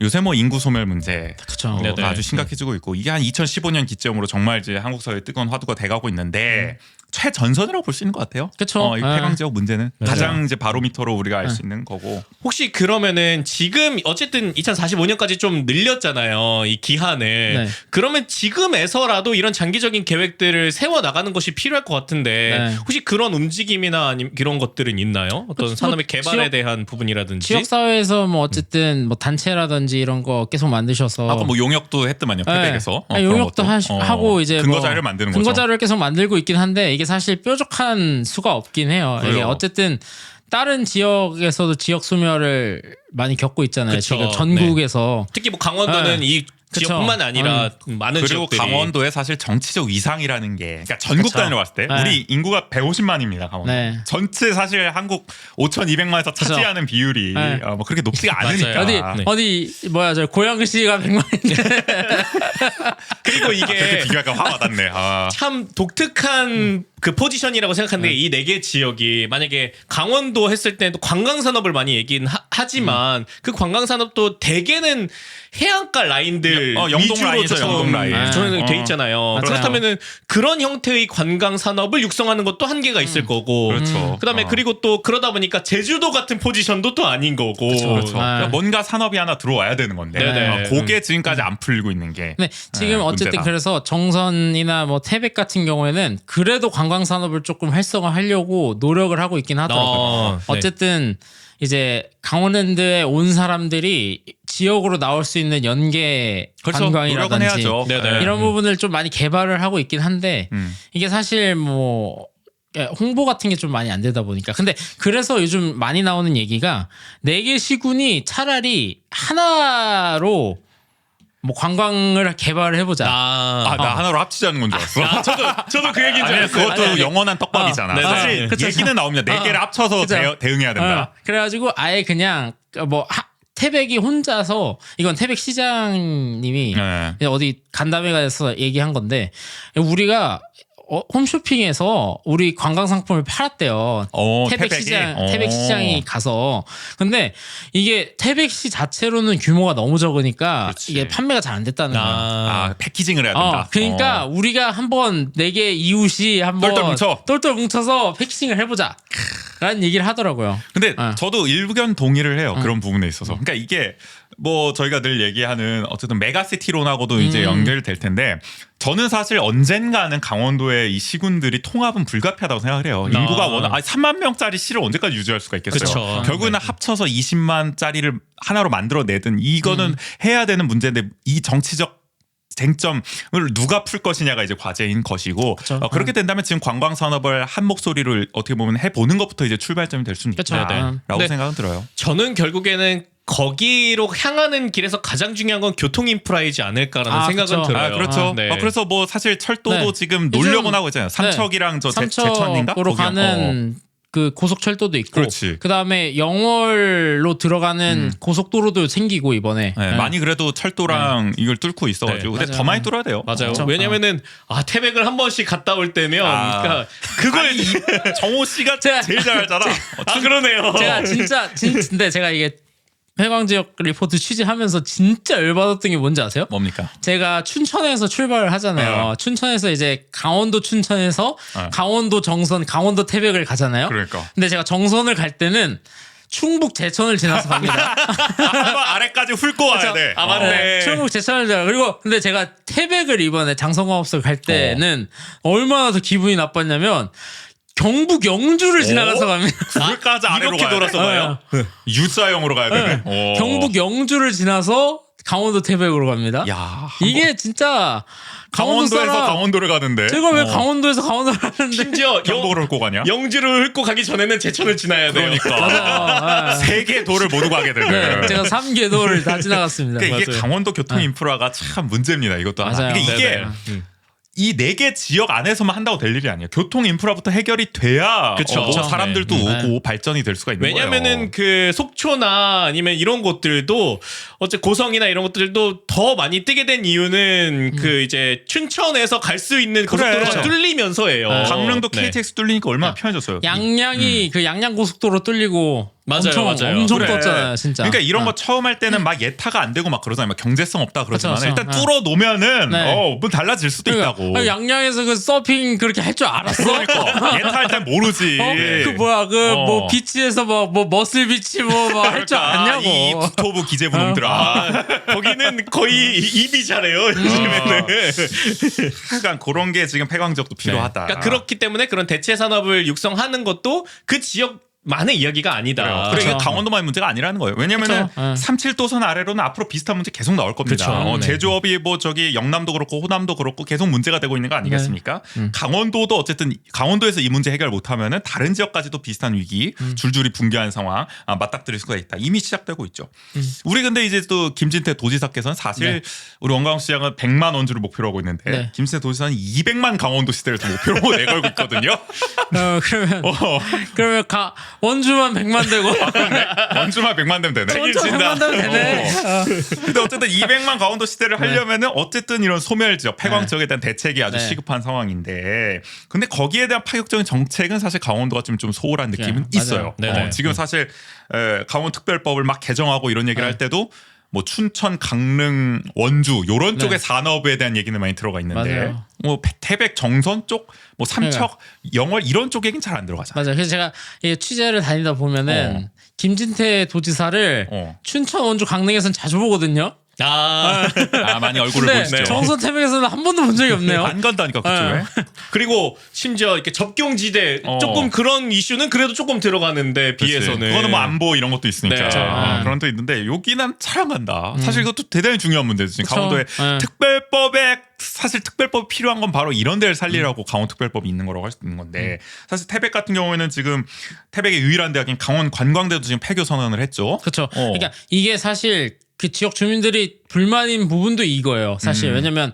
아니, 장성광업소야 그래 오케이 뭐 어쩔 수 없다. 뭐 공사해서 문을 닫는다는데 어떡하냐. 어. 근데 관광대는 왜 닫냐 이거죠. 그러니까 네. 요거는 도에서 좀 노력을 네. 해주면은 살릴 수도 있을 그쵸. 텐데 네. 너무 관심이 없잖아요. 지금 그냥 폐교하니까 아유 뭐 지방대 어쩔 수 없지 않겠습니까? 약간 이게 약간 도정부도 약간 그쵸. 그런 그러니까. 느낌이에요. 네. 의지가 좀 없어 보인다. 그러니까 여러모로 태백이나 정선이나 뭐 삼척, 영월 다 어려운 상황에 지금 놓여 있다. 네, 그래서 태백 같은 경우는 그래서 얼마 보니까 저기 교도소도 유치를 했다고 하던데. 아, 네.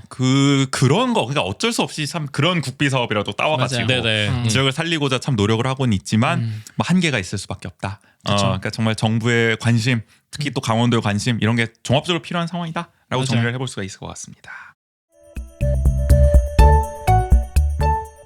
국가가 돌보지 않는 산업화의 역군.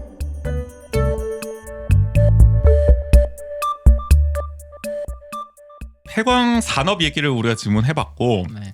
이제 여기서부터는 사람 얘기를 좀 해볼게요.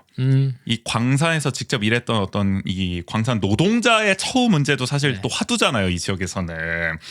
1960년과 80년대 이제 일했던 60년대부터 80년대까지 일했던 이 광산 노동자들 뭐 앞서 계속 얘기했습니다. 사고에 빈번히 노출됐어요. 뭐 폭발 사고도 있었고 가스 중독 사고, 매몰 사고 이런 비일비재하지 않았겠습니까?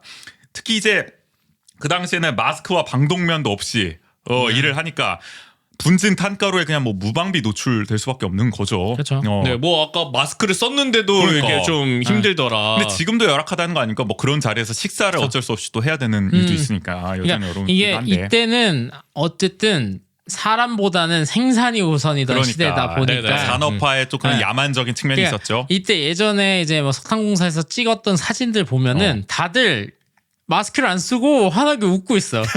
그러면 안 되는데 사실. 그러니까 그러면 안 되는데. 그러니까 우리 옛날에는 그러니까 뭐 그 당시에도 그게 위험하다는 건 알았겠지만은 그쵸. 그러니까 이 정도로 위험하다는 걸 그때는 몰랐던 것 같아요. 그냥 네. 뭐요 정도쯤은 그러니까 뭐 아까 이게 막 먼지 많이 먹은 날은 그냥 야 가서 물갈비 먹고 소주 한 잔 먹고 털자. 아니 뭐 맞아. 삼겹살 기름칠하고 그래. 뭐. 옛날에는 저 성면 슬레이트에다 삼겹살 구워 먹기도 했어.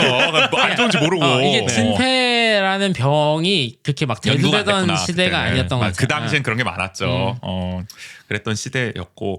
근데 이제 30여 년이 지나고 나서 보니까 오늘날의 이제 진폐증이라든지 또 만성 폐쇄성 폐질환 이게 COPD라고 하더라고요. 네네. 이런 걸로 이제 건강을 위협받는 그 당시 노동자분들이 지금 많이 계신다.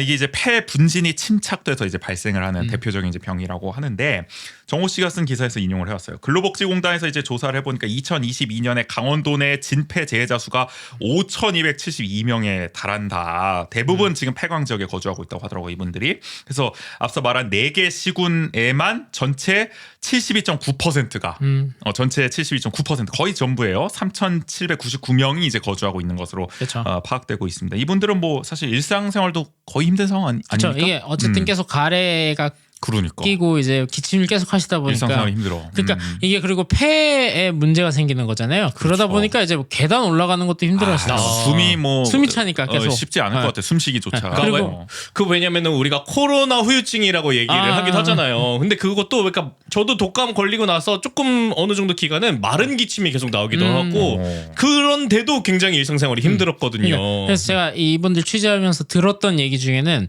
이분들 가래를 없애는 약이 이거를 먹었을 때 바로 물로 이빨을 양치하지 않으면 이게 이가 삭는 약이거든요. 근데 좀 독하구나. 그런 약을 쓰지 않으면 가래가 안 없어져요. 그 정도로 이 병이라는 게 좀 심각한 병. 그러니까 그 정도로 센 약을 써야만 맞아요. 좀 그나마 좀 해결을 할 수 있는 병인데 이게 화가 나는 질문이 이거야. 근데 이게 문제는 이제 지금 제대로 된 치료 지원이 안 되고 있다는 거 아닙니까? 그렇죠. 이 진폐 이 재해자에 대한 이게 참 문제인데 진폐증 진단을 일단 받으면 그나마 다행인데 그쵸. 네. 진폐 판정조차 받지 못해서 자비로 치료해야 하는 지금 탄광 노동자들이 상당히 많다. 보도를 보니까 나오고 더 많요.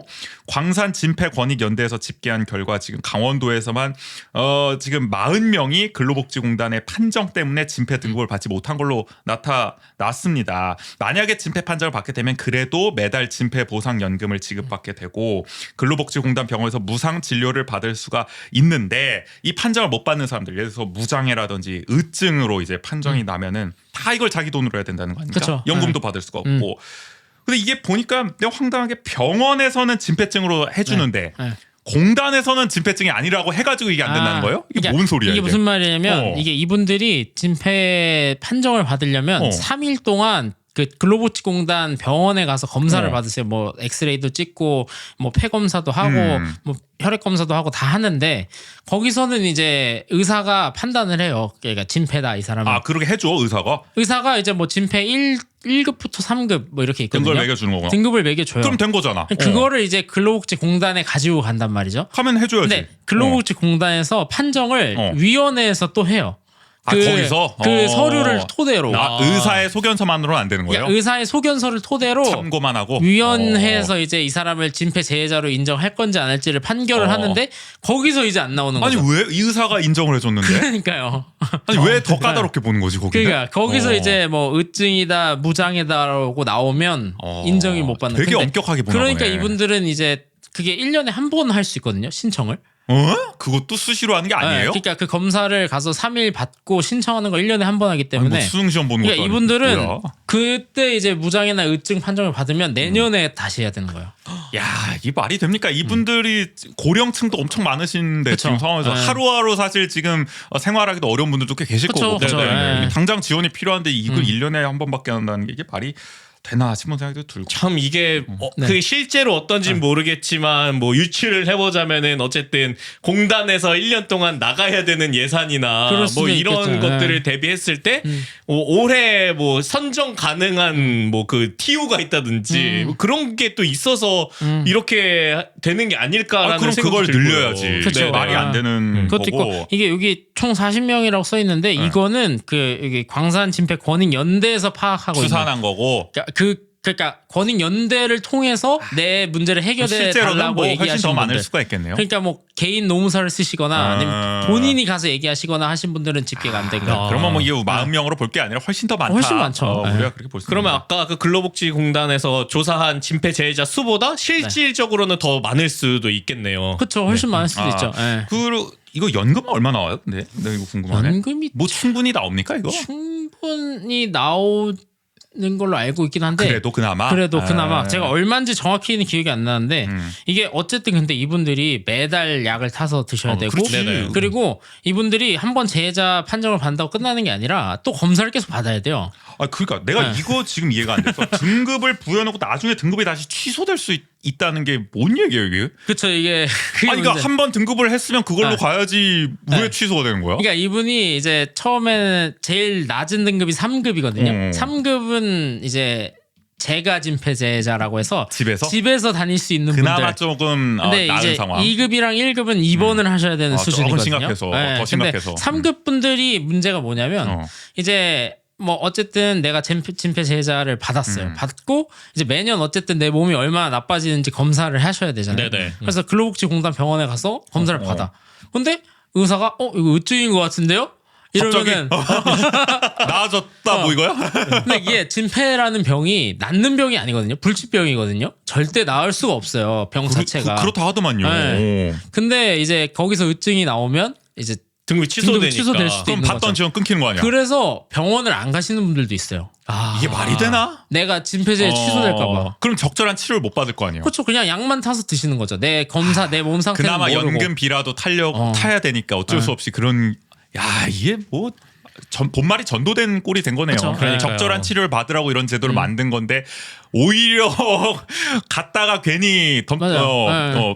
소위 말해서 그 취소될까봐 못 가는 경우가 안 가게 되는 경우가 발생을 하는 거고. 그러니까 우리 그 요거 진폐증뿐만이 아니라 보면은 뭐 경계성 지능 장애를 갖고 계신 분들이라든지 이런 분들도 이게 판정이 안 나지만 일상생활에서 굉장히 어려운 분들도 그쵸. 그런 부분이 굉장히 그러니까. 어렵다고 말씀을 하시잖아요. 이게 네. 아까 나온 건데 진료도 무상 진료지 약은 다 본인 돈으로 그렇죠, 해야 되는 그렇죠. 거잖아요. 그 연금 받으시는 그쵸. 걸로 하시는 그 거예요. 연금이 네. 사실상 약값으로 나가는 경우도 그쵸, 허다할 그쵸. 것이고 이분들이 뭐 제대로 사실 노동을 하기도 어려우니까. 그렇죠. 대부분이 어.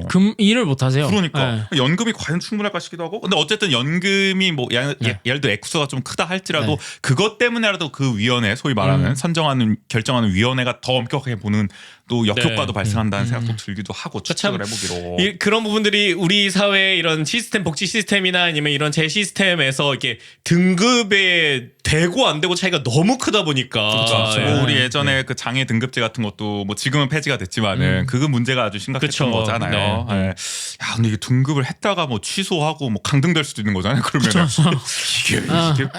난 이해가 안 되네. 그러니까 아니면 이걸 더 세분화해서 아니면 더 낮은 분들도 뭔가를 받을 수 있게끔 그쵸. 좀 더 근데 한다거나 이게 말이 안 되지. 말이 안 돼요. 이게 네. 제도의 취지를 전혀 못 살리고 있는 건데. 하여간 의료 인프라 부족도 근데 같이 맞물려 있는 것 같아요. 맞아요. 보니까 네. 뭐 강원도 고질적 문제기도 한데 또 의료 전문 기자 아니십니까? 지금 또 강원도밀고 또 이 제가- 문제에 대해서 할 말 제가 많으시잖아요. 탄광 전문인 줄 아시는데 사실은 보건 농업 제가 전문입니다. 보건 농업 기자입니다. 어쩌다 사실. 보니 탄광까지 가게 된 알고 건데. 보면. 네, 근데 지금 근로복지공단이 운영하는 강원도 병원이 세 곳뿐이다. 그쵸. 네. 근데 이게 태백 정선 동해에 몰려 있다. 네. 그러니까 탄광적 광부들이 떠날 수가 없는 거네요, 이 지역을. 계속 그쵸. 치료를 받으려면. 그러니까 지금 뭐 아까 앞에서도 말씀하셨듯이 뭐 물론 4개 시군에 많이 몰려서 사세요. 근데 이제 뭐 심지어 원주에도 광산진폐 권익연대 원주시 지부가 따로 있을 정도로 이거 전 시군에 다 있거든요. 원주에 거주하시는 진폐재해증 그렇죠. 환자분들 진폐재해자분들도 있고 뭐 춘천에도 계시고 뭐 강원도 곳곳에 홍천, 뭐 화천 뭐 다 계시거든요. 근데 사실 원주 정도면 네, 왔다 갔다 하실 수 있지만 그나마. 춘천에서 오시는 분들은 제가 취재했을 때 전날에 오세요. 미리 전날 와서 방을 잡아놓고 거기서 자고 야. 다음날 아침에 병원 가서 3일 동안 검사 받고 그렇게까지 해야 되는 그렇게 해야 되는 거예요. 워낙 이 교통이나 이런 게 그러니까 원활하지 않을 이게 수가 어쨌든 있으니까. 태백 정선 동해에만 있으니까. 앞서 말씀드렸다시피 경북을 거쳐가야 될 정도의 코스니까 교통 자체가 이런 문제들이 있는 거고 그리고 이제 어쨌든 병원에 근데 이게 또 자주 가야 되는 거잖아요. 진폐증이나 진폐재해자. 그렇죠. 이게 뭐 검사를 자주 받는 건 아니지만 그래도 약은 매일 드셔야 그러니까 되니까. 네. 이런 거를 하려고 해도 네. 어쨌든 본인의 시간을 거의 하루 뭐 이틀 다 쓸 수밖에 없는 거네요. 그쵸, 병원 뭐 가느라. 그냥 병원 갔다 오시면 하루 다 간다고 하시는 분들이 그거 뭐 뭐, 일자리를 뭐 구하기도 참 어려울 그쵸. 수밖에 없고 이런 그러니까 환경 속에서 일자리를 구해도 내가 매달 약을 타러 가야 되니까 그러니까. 그 뭐 사장님이나 뭐 양해를 구해야지. 양해를 구해야 되잖아요. 파트타임 잡밖에 또 할 수 없는 최소 것도 있고. 이틀이에요. 최소 이틀. 그쵸. 그렇죠. 네. 그러니까 풀타임 잡을 하긴 되게 어려울 네. 수밖에 없다라는 생각이고요. 뭐 또 사설병원, 그러니까 예를 들어 근로복지공단이 운영하는 병원이 아니라면 치료비는 뭐 어마어마할 거 아닙니까? 그쵸. 특히나 또 그런 게 있죠. 감당할 수가 없는 현실일 것이고. 그러니까 뭐 이런 어려운 삶들이 있기 때문에 강원도가 그래도 2009년에 보니까 전국에서 처음으로 진폐 노동자의 건강 보험 및 복지 증진을 목적으로 이제 강원도 진폐 노동자 지원에 관한 조례를 이제 제정을 해서 그나마 이제 뭔가 지원할 수 있는 근거를 마련했고 네. 이 조례를 필두로 2009년 12월부터 이제 영월군, 뭐 강릉시, 원주시, 동해시, 삼척시, 정선군, 태백시 7개 시군에서 이제 진폐 재해자를 위한 조례를 이제 제정했더라고요. 원주도 앞서 말씀하신 그 꽤 계시기 때문에 네네. 원주의 진폐 그쵸. 재해자분들이 네. 이 조례가 이제 제정이 됐던 것 같아요. 해당 조례를 통해서 진폐 재해자들이 재활 치료 또 생활 안정, 주거 환경 개선을 위한 이제 지원을 받을 수가 있게 됐는데, 근데 7개 시군 말고 이제 나머지 시군, 강원도는 이제 18개 시군 아니겠습니까? 그쵸, 네. 그러니까 한 11개 시군은 지금 아직 조례가 없다. 맞아요. 근데 분명 곳곳에 계실 텐데. 그쵸. 이 재해자 관련 조례가 없다는 게 참 문제인 것 같고, 그러니까 지금 보니까 177명 정도가 조례가 없는 지역에 살고 있는 걸로 그쵸. 스스로 추산이 네네. 된다라는 거고, 또 조례가 있다 하더라도 범위가 모호하다, 대상 범위가 개선이 필요하다 이런 지적이 나온다고 하네요. 그래서 이게 뭐예요? 대부분의 조례가 진폐 재해자만을 대상으로 하고 있다? 이게 그 탄광에서 근무하면서 얻을 수 있는 병이 크게 두 개거든요. 그러니까 진폐증이 있고, 그 아까 말씀드린 COPD라고 불리는 만성 폐쇄성 폐질환이 있어요. 요거. 네. 근데 만성 폐쇄성 둘이 거의 증상은 비슷한데 이게 약간 뭐 그 폐에 영향을 끼치는 그런 기전 같은 게 좀 다르거든요. 그래서 이게 만성 폐쇄성 폐질환 같은 경우에는 탄광뿐만 아니라 그냥 뭐 최근에 이제 좀 이슈되는 이제 급식소에서 일하시는 급식 노동자분들도 걸릴 수 있는 질병이라 문제죠. 그것도. 이게 그래서 진폐증으로 안 봐주는 경우가 있어요. 이게 본인이 담배를 많이 피워서 걸릴 수도 있는 병이고 본인 과실로 볼 수도 본인 있다. 과실로 볼 수도 있기 때문에 진폐처럼 조례가 없어요.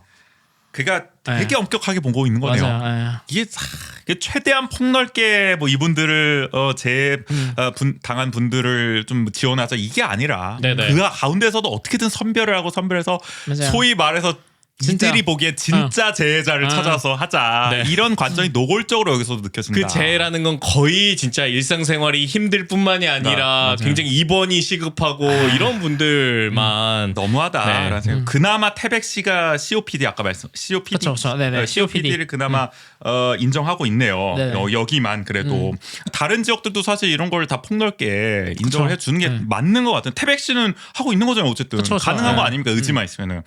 근데 이거 너무하다는 생각이 들고요. 특히 또 이제 보니까 진폐증과 이 COPD라는 게 젊을 때는 증상이 안 그렇죠. 나타나고 이게 어쨌든 폐 기능이 떨어져야 나타나는 거니까. 그게 좀 고령층일 때 젊을 나타나야 때는 된다. 이제 어쨌든 버티는 거죠, 어떻게 버티는 보면. 거죠 그냥. 네. 그땐 모르고. 그때는 이제 괜찮았는데 이제 나이가 들면서 우리도 뭐 무릎 관절 안 좋아도 그쵸. 젊을 때는 그게 근육이 좀 버텨지고 있으니까 그렇지. 괜찮다가 네. 그래서 강원도에 앞서 말한 저 5,272명 중에 이 재해자 중에서 70대 이상 고령층이 거의 대부분입니다. 78.1%. 60대도 많아요. 되게 거의 대부분이 그럼 60대 이상이라고 보면 될 것 같고. 60, 70대죠. 다 60, 70대. 이분들이 거의 그 최전성기 때 실제로 근무하셨던 분들이 그러니까 대부분이시죠. 이제 이제 나타나고 있는 보면은 거 이제 아닙니까? 강원도의 그 탄광의 역사를 또 볼 수가 있는 거죠. 네. 그렇네. 네. 20, 30대 환자는 단 한 명도 없고요. 네. 40, 50대도 뭐 그렇게 많은 수치는 아닙니다. 45명 정도가 있기 때문에. 그래서 이런 뭐 지자체나 이런 데서 적극적으로 안 나서니까 광산 진폐 권익연대, 뭐 정선 진폐 상담소 이런 좀 민간 단체에서 좀 처우 개선을 위해서 노력하고 있다라는 걸 또 기사를 통해서도 맞아요. 많이 또 알려주셨잖아요. 네, 근데 이게 참. 이게 언제까지 민간 단체에서 참 이렇게 하는 게 그쵸. 이게 좀 네. 그렇잖아요. 그러니까 이게 사실 정부에서 국가적으로 나서줘야 되는 일이 아니겠습니까? 맞아요. 네. 우리가 뭐 다른 문제도 다 그렇습니다만은 광산도 특히나 이 산업화의 역군으로 우리가 맞아요. 엄청 추앙을 하잖아요. 네네. 교과서에서도 우리가 많이 봤었고. 근데 실상 이게 참 제대로 된 대우를 안 한다.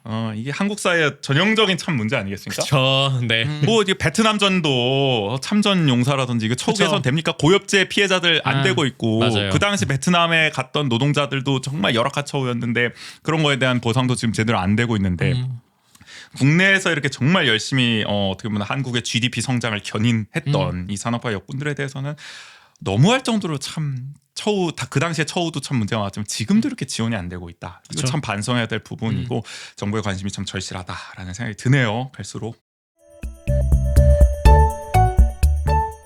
명예회복이 필요한 사북항쟁.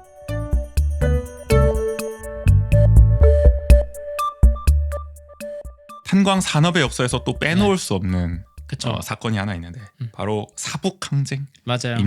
네. 사실 이 정호 씨가 쓰는 이 시리즈 기사, 탄광 시리즈 기사의 핵심도 바로 이 사북항쟁 거의 명예회복 거의 아닙니까? 반 아닙니까? 메인 시리즈긴 했죠. 메인 시리즈이기도 네. 하고 지금 또 화두이기도 합니다. 네. 이 지역 사회에서는 사실 요즘은 잘 모르는 분도 많을 거예요. 그쵸. 사북항쟁. 사북이라는 지역을 모르시는 분도 그렇지. 있으실 거예요. 네네. 예전에는 또 굉장히 큰 규모의 또 지역이었는데 지금은 사실 그만큼 규모가 아니다 보니까 네. 모르시는 분. 사실 사북항쟁을 대학교 들어와서 알았어요. 아, 저 한강 작가의 소설이 첫 장편 소설이 탄광을 소재로 하거든요. 거기도. 그래요. 거기에 사북항쟁 언급이 되면서 아. 저도 그때 사북항쟁이 뭐지? 이 약간 전 소설에 나온 게 이게 실제 있었던 건가 했는데 실제 사건이어가지고 그때 처음 알게 될 정도로 네네. 아마 모르는 분도 많을 거고 맞아요. 저도 맞아요. 사북이라는 지역 자체를 사북 항쟁을 통해서 그렇지. 알게 됐어요. 네. 또 그나마 요즘 아시는 분들 또 내 사랑 사북이라는 또 연극이 있지 않습니까? 우리 원주에서도 많이 이제 공연했던. 공연을 했는데 네. 이걸 본 분들도 아시는 사건일 텐데 하여간 이 사북항쟁에 대해서 지금 잠깐 또 얘기를 하고 넘어가려고 하는데 어떻게 뭐 제가 한번 개요를 좀 소개해 볼까요? 네. 사북항쟁 1980년입니다. 맞아요. 80년 4월 21일. 이때 뭐 우리 또 전두광이가 한창 나댈 때죠. 이때 12.12 쿠데타 이후에 맞아요. 네네. 12.12 쿠데타와 어떻게 보면 5.17 쿠데타 그 사이에 있는 과도기에 이제 벌어진 일입니다. 4월 21일에 정선 사북에 위치한 동원탄저 굉장히 큰 동원탄자가 보시죠? 이게 그 아까 말씀드렸던 장성광업소는 음. 대한석탄공사 소속이고 공단 소속. 동원탄자는 개인 민영 탄광 중에 이 지역에서 제일 컸던 탄광. 동원탄자는 들어봤어 이거는. 네. 워낙 컸던 걸로 저도 알고 있어서. 아마 동원탄자도 장성업소랑 인원이 비슷할 거예요. 한 8,000명 정도. 대기업이네. 대기업 그러면은 거의. 대기업이었어요. 예. 야, 이 동원탄자를 중심으로 광산 노동자, 가족, 지역 주민들이 노동인권 개선과 부당한 국가 공권력에 대한 이제 노동 항쟁이다라고 보면 되는데 여러 가지 문제들이 있었습니다. 그 당시에 뭐 임금 체계도 굉장히 부당했고요, 노동 환경도 열악했고 산업재해는 늘어나고 있고 네네. 게다가 이제 뭐 그 당시 뭐 그랬지만은 노조는 막 어용이고 뭐 난리가 그쵸. 난 거죠. 네. 이런 게 이제 누적돼 왔었는데 숱한 문제들이 나중에 이제 한 번에 이게 폭발하게 된 거죠. 그래서 4월 21일에 제대로 된 임금 체계 확립과 근무 환경 개선, 또 어용 노조 지부장 사퇴 등을 요구하면서 농성을 시작했다. 이때 보니까 그 당시에는 이제 석탄 채굴량에 비례해서 임금을 이제 받았다고 하더라고요. 맞아요. 그러니까 이게 그러니까 성과급제네요, 일종의. 그러니까 얼마나 캐느냐에 따라 달라서 어. 이게 그래서 이게 그러니까 그때 단어로는 뭔지 모르겠는데 어쨌든 팀 단위로 움직이거든요. 그러니까 팀 단위로 움직이는데 그러니까 이 작업량을 못 채우면은 그러니까 지금이야 갑반 일반 나눠서 몇 시에 나온다가 결정이 돼 있다고 그래도 했잖아요. 시간이 정해져 네. 있어. 그때는 생산량을 못 채우면 못 나왔어. 못 나와? 채울 때까지. 진짜 그 시절답다. 야, 그러니까 이게 더 사고 위험이나 때문에 노동 피로도가 더 클 수밖에 없었던 상황이고 게다가 이제 회사 측이 채굴량을 측정하는 거를 뭐 적게 계산했다는 게 이게 뭐 저울 장난쳤다는 겁니까? 이게 소위 말해서? 뭐냐면 어쨌든 이게 지금 태백에서 캔 석탄을 이제 기차에 실어서 전국으로 뿌리잖아요. 그렇죠. 네네. 이때도 그랬고 지금도 그렇지만 근데 이거를 회사에서 얘네가 만약에 100톤을 캤어. 100톤 캤어. 그러면은 기차에 실을 때는 90톤만 싣고 뭐 10톤은 10톤은 자기네가 먹어서 개인적으로 파는 거예요. 삥땅 치는 거야? 회사에서. 와. 그러면서 그러면 근데 이제 정부에서는 얘네가 90톤만 팬 걸로 기록이 되는 거죠. 나쁜 놈들이네. 그러니까 진짜. 월급은 와. 90톤 월급이 나오는 거고. 말도 안 되는 거네. 네. 그런 걸 공공연하게 했다는 거군요. 그쵸. 횡령이네, 횡령. 횡령이죠. 네. 네네. 야, 그래서 광부들은 그러면은 더 채굴에 대한 압박을 받을 수밖에 없는 거고. 그렇죠. 자기의 많이 그 채굴량이 캐야 많이 삥땅 칠 수 있으니까. 그렇지. 예. 인정을 더 받으려면은 그렇게 할 아니면 뭐 수밖에 이렇게 없는 거고. 너네 더 캐야지 더 받을 수 있는 거 그렇지. 아니겠느냐. 그렇죠. 그러니까 회사 삥땅 압박이. 분을 또 메워야 되는 노동자들이 맞아. 그런 것도 있고. 그 당연히 산업재해로 이어질 수밖에 없습니다. 무리하게 계속 일을 하니까. 이렇게 보니까 저 석탄 합리화 사업단 통계를 보니까 70년대 80년대는 매년 작업장에서 200명 가까운 광부들이 산업재해로 사망을 했어요. 200명이 사망을 했다고. 사망을 한 거예요. 그러니까 이게 이게 뭐 부상도 아니고. 그러니까 여러 가지 이유가 있죠. 뭐 그 안에서 이제 그 아까 말씀드렸던 뭐 폭발도 있고, 폭발도 뭐 있고, 중독도 있고, 가스 중독도 있고, 뭐 깔려서 죽을 낙석. 돌아 아, 낙성, 뭐 아예 붕괴, 뭐 아, 그걸 감안해도 200명은 정말 많은 그렇죠. 네. 사람이 죽었다는 건데 또 기록되지 않은 이제 광부들도 있을 수 있다. 이게 그 여기 석탄 합리화 사업단에서 통계를 내는 건 석탄 공사 소속의 탄광들. 아. 근데 이때 당시에는 석탄 공사 하청 탄광들도 엄청 많았거든요. 그런데 뭐 그냥 은폐됐을 그런 수도 데는 있네. 그냥 뭐 그 예. 시절에는 뭐 네. 암암리에 그냥 맞아요. 뭐 또 민간 탐광은 더 그랬을 그쵸, 거고. 그쵸. 네. 그렇죠. 그러다 보니 불만들이 많이 쌓여다 보니까 이제 농성을 시작을 했고 앞서 말씀드렸다시피 사복에서 이때 이제 노조원들을 감시하던 사복 경찰관들이 현장에서 이제 뭐 발각이 됐나 봐요. 도주하다가 경찰차로 광부들을 깔고 지나간 사건이 발생을 해요. 네. 그러면서 이게 이제 도화선이 돼가지고 사복 항쟁으로 확 발전을 해버린다. 그렇죠. 이게 뭐였냐면 원래는 사북 항쟁이 그냥 노조 지부장 나와라. 어용 노조 야, 물러나라. 노조 지부장 물러나고 민주 노조 그냥, 세우자. 지부장 우리가 뽑자. 그래. 이거였는데 음. 이게 어쨌든 많은 사람이 모이는 시위다 보니까 사복을 입은 경찰들이 좀 있었어요. 그때는 뭐 이제 네. 정보과에서 막 투입이 되는 거죠. 그렇죠. 근데 이게 탄광은 어쨌든 엄청 폐쇄적인 작업 공간이다 보니까 그렇지. 내 옆에 있는 사람을 모를 수가 없어. 내 동료를. 그러면 뿌락칠 심기가 근데 힘들죠. 내 동료를 모를 수가 없는데 얘는 처음 보는 애야. 뭐 뻔히 티나겠네. 야, 씨, 너 누구야? 아니 우리 옛날에 대학 가도 이제 운동권 사회에서 뿌락치 있으면 바로 또 티나고 막 이랬잖아. 근데 네네. 여기는 뭐 오죽하겠어. 그러니까. 맨날 동고동락하는 맨날 사이인데. 뭐그 차과 안에서 도시락 쇠밥 까먹고 먹던 사이인데. 이렇게 소주 마시고 하던 친구인데 너 누구야? 이거 뭐 아니, 그리고 좀 어. 아니 티가 날 수밖에 없을 것 그치, 같아요. 말도 안 되는 거지. 그러니까 어설픈 거였네 완전. 네. 사복 그래가지고 경찰관이. 경찰이 들켰는데 이제 거기에 광부분들이 이제 흥분했잖아요. 아, 경찰이 우리 감시한다는 그렇지. 거에서 안 그래도 화났는데. 그 경찰을 이제 야 나와 나 멱살잡이를 그렇지, 그렇지. 했겠죠. 예, 네. 멱살잡이를 했는데 이제 그걸 뿌리치고 도망갔구나. 가는 와중에 집차를 타고 가다가 어. 그 광부분을 깔고 지나갔어요. 깔고. 그거를 목격을 했겠네. 다들. 그거를 다 봤죠. 이제 광부들이. 야, 그럼 뭐 들고 일어날 수밖에 없고. 그쵸. 예전에 그 저기 제주 4.3 저 항쟁도 그게 도화선이 됐잖아요. 그 3.1절 때 이제 제주 도민들이 나와가지고 이제 기념행사 하는데 말에 이제 경찰의 말이었나? 아무튼 그쵸, 경찰의 그쵸. 말에 네, 이제 아이가 치는 것 때문에 이제 분노한 도민들이 이제 맞아요. 막 경찰서로 달려가가지고 그게 이제 도화선이 됐단 맞아요. 말이에요. 그러니까 그러니까 비슷하게 촉발된 거네요. 대부분의 이런 항쟁이나 이런 곳에서는 그런 그 시발점이 되는 그렇죠. 도화선이 되는 사건들 근데 있잖아요. 사실 네. 그게 그것만이 문제가 아니라 그동안 쌓여온 게 그걸 폭발을 했다고 네, 네. 우리가 그렇죠. 알 수가 네. 있는 거죠. 괜히 발생을 한 게 아니다라는 거고. 하여간 이때까지는 이제 회사 측에서 이제 사내 비밀 경찰도 운영을 했어요. 암행 독찰대를 운영하면서 아. 이제 광부들을 뭐 사생활도 감시를 하고. 이게 뭐냐면 별일이 다 있었네. 다들 사택에 사시잖아요. 어. 사택에 사는데 사택에 한두 명씩 심어 놓는 또 거예요. 뿌락칠 심어. 그러니까 사택에서 뭐 이제 우리 회사 월급 너무 적게 준다. 뭐 다른 탄광은 월급 더 주고 뭐 처우도 좋다더라. 그런 얘기 하는 걸 감시하는 거예요. 불순종자들을. 그거를 나중에 적어서 이제 불이익을 주고. 그분은 광부들인데 그렇게 이제 하는 건가요? 광부가 아니에요. 그냥 회사 측 사람. 회사 측 사람들. 그럼 어떻게 보면 생활 전선에서 그 역할을 그쵸, 그쵸. 하는. 네. 이게 뭐 슈타지를 운영한 거네. 그쵸. 말도 안 되는 일을 해보고 회사가 그렇게 회사마저 네. 그렇게 운영을 했다. 노동조합 운영에도 이제 개입하면서 이제 어용 노조를 만들었고. 네. 그러니까 뭐 당연히 광부들은 뭐 분노할 수밖에 없습니다. 그래서 사복항쟁 4월 21일 시작을 해서 나흘간 이어졌는데 22일에는 이제 시위대를 진압하기 위해서 경찰 병력이 투입이 됐는데 뭐 충돌이 컸나 봅니다. 경찰관 한 명이 사망하고 경찰 인력 뭐 시위대 여러 명이 또 부상하는 일이 또 발생을 합니다. 그래서 사태 악화를 우려한 계엄 당국이 노사정 이제 협상을 시작을 했는데 이때 가여간 그 저 전두광이 갈 때 아닙니까? 그 계엄 그쵸, 당국이. 그쵸. 네네. 그래도 약간 그러니까 이때 하는 꼴을 보면은 네. 거의 무슨 뭐 공수부대를 투입해도 이상하지 않을 텐데 이때는 그래도 뭔가 협상으로 갔네요 보니까. 아니 공수부대가 왔어요. 왔어요? 왔었어요. 사북에도? 네, 그러니까 이게 뭐였냐면 22일 날 이게 안경다리에서 지금도 있긴 있는데 그 안경다리라는 구조가 곳에서. 그러니까 안경다리가 뭐냐면 그냥 터널이 두 개가 있어가지고 그때 당시에 그 터널 두 개 안경처럼 모양이 보인다. 거기가 철도가 지나다니는 길이었는데 탄광을 싣고 석탄 석탄을 싣고 다니는 싣고. 그래서 안경다리라고 불렀던 곳인데 거기서 거기를 지나야지 동원탄자로 들어갈 수 있어요. 무조건. 다른 데로는 들어갈 수 있는 길이 거기가 없어요. 완전 요충지네. 그래서 거기 위에서 이제 광부들이 지키고 있었고 경찰들은 그것도 모르고 그냥 방패 들고 들어온 거예요. 근데 이제 위에서 막 돌을 던지고 하다 보니까 공성전이네. 그걸 맞은 경찰 한 명이 사망을 한 거죠. 이때 네. 그런 일이 있었고. 그러니까 그 경찰이 사망하는 사건이 일어나니까 이제 정부에서도 안 되겠다. 계엄에서 경찰로는 안 된다. 경찰로는 안 된다. 군을 투입하자. 공수부대 투입해야겠다. 근데 공수부대가 그래서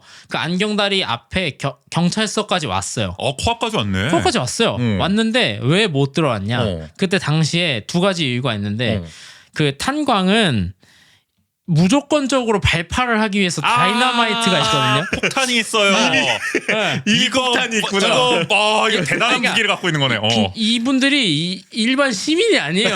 야, 그 여차하면 그러니까 심지어 그 다이너마이트를 능숙하게 사용할 수 있는 분들 늘 하는 일이 발판데 함부로 건들면 안 되네. 그렇죠. 일단 다이너마이트가 그거 하나 몇백 톤이 있었고 그렇지. 그 안에 그리고 두 번째는 이 동원탄저가 아까도 말씀드렸듯이 인원이 엄청 많았다고 했잖아요. 네네. 그리고 대부분이 남성이고 하다 네네. 보니까 또 이게 노동으로 단련된 어쨌든. 그렇죠. 근데 이분들이 어쨌든 이 예비군을 하시잖아요. 또 군대를 그렇네. 갔다 오시면. 근데 그렇죠. 이 동원탄자가 남성 직원이 워낙 많다 보니까 부산에 어떤 공장이랑 전국에서 두 개소만 예비군 연대가 있는 곳이었어요. 직장 예비군 연대가 있구나. 그렇죠. 그러다 보니까 그러니까 그 규모가 그만큼 되니까 무기도 잘 다뤄요. 그러니까 그렇죠. 총도. 그러다 보니까 사내에 무기고가 있었어요.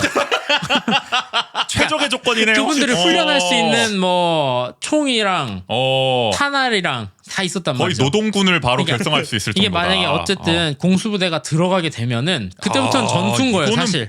준 내전 상태가 될 수 있겠네. 총 다이너마이트. 다이너마이트 던지고 안경다리에서 막 총도 쓸 수 있고 막. 솔직히 따지면 공수부대보다 여기는 뭐 몇천 명인데. 그러다 그쵸, 그쵸. 보니까 이제 공수부대가 못 들어간 거죠. 그렇지. 이거는 말이 안 제가 되죠. 듣기로는 이때 공수부대가 광주로 갔다고 들었어요. 그러니까 여기에 왔던 공수부대가 여기 공수부대가 네. 또 그런 비극적인 역사로 이 연결되는구나. 대대 공수부대가 그래서인지 5.18 때는 사실 저기 무기부터 소개를 시켰잖아요. 그러니까 그쵸. 경찰서나 이런 데 있던 무기부터 다 빼버렸잖아요. 그러니까 이때를 아마 뭐 겪었기 때문에 그랬던 그럴 수도 있겠네요. 그러면은 그래서 그나마 이제 그 미처 못 뺀 경찰서나 이런 곳에서 시민들이 무기를 가져와서 시민군을 결성하고 이랬었는데 네. 하여간 이 사북 항쟁 당시에는 바로 노동자군을 결성할 수 있을 정도의 여건이 그쵸. 있기 때문에 네. 계엄 당국과 공수부대도 한발 물러서서 협상으로 갈 수밖에 없었다. 그렇죠. 그래서 그때 노사정 대표가 모여가지고 11개 조항의 합의 사항을 발표하면서 네. 사태가 이제 일단락은 됩니다. 그래서 뭐 이제 뭐 요구 조건이 좀 받아들여진 것 같아요. 뭐 임금 체계 개선이라든지 그쵸. 뭐 근무 환경 개선. 이때 뭐 노조도 뭐 어용 노조도 네네. 뭐 물러나는 걸로 되는 걸로 봤던 것 같은데 그러면서 이제 경찰이 뭐 이제 앞으로 사태 수습에 있어서 실력 행사를 하지 않는다.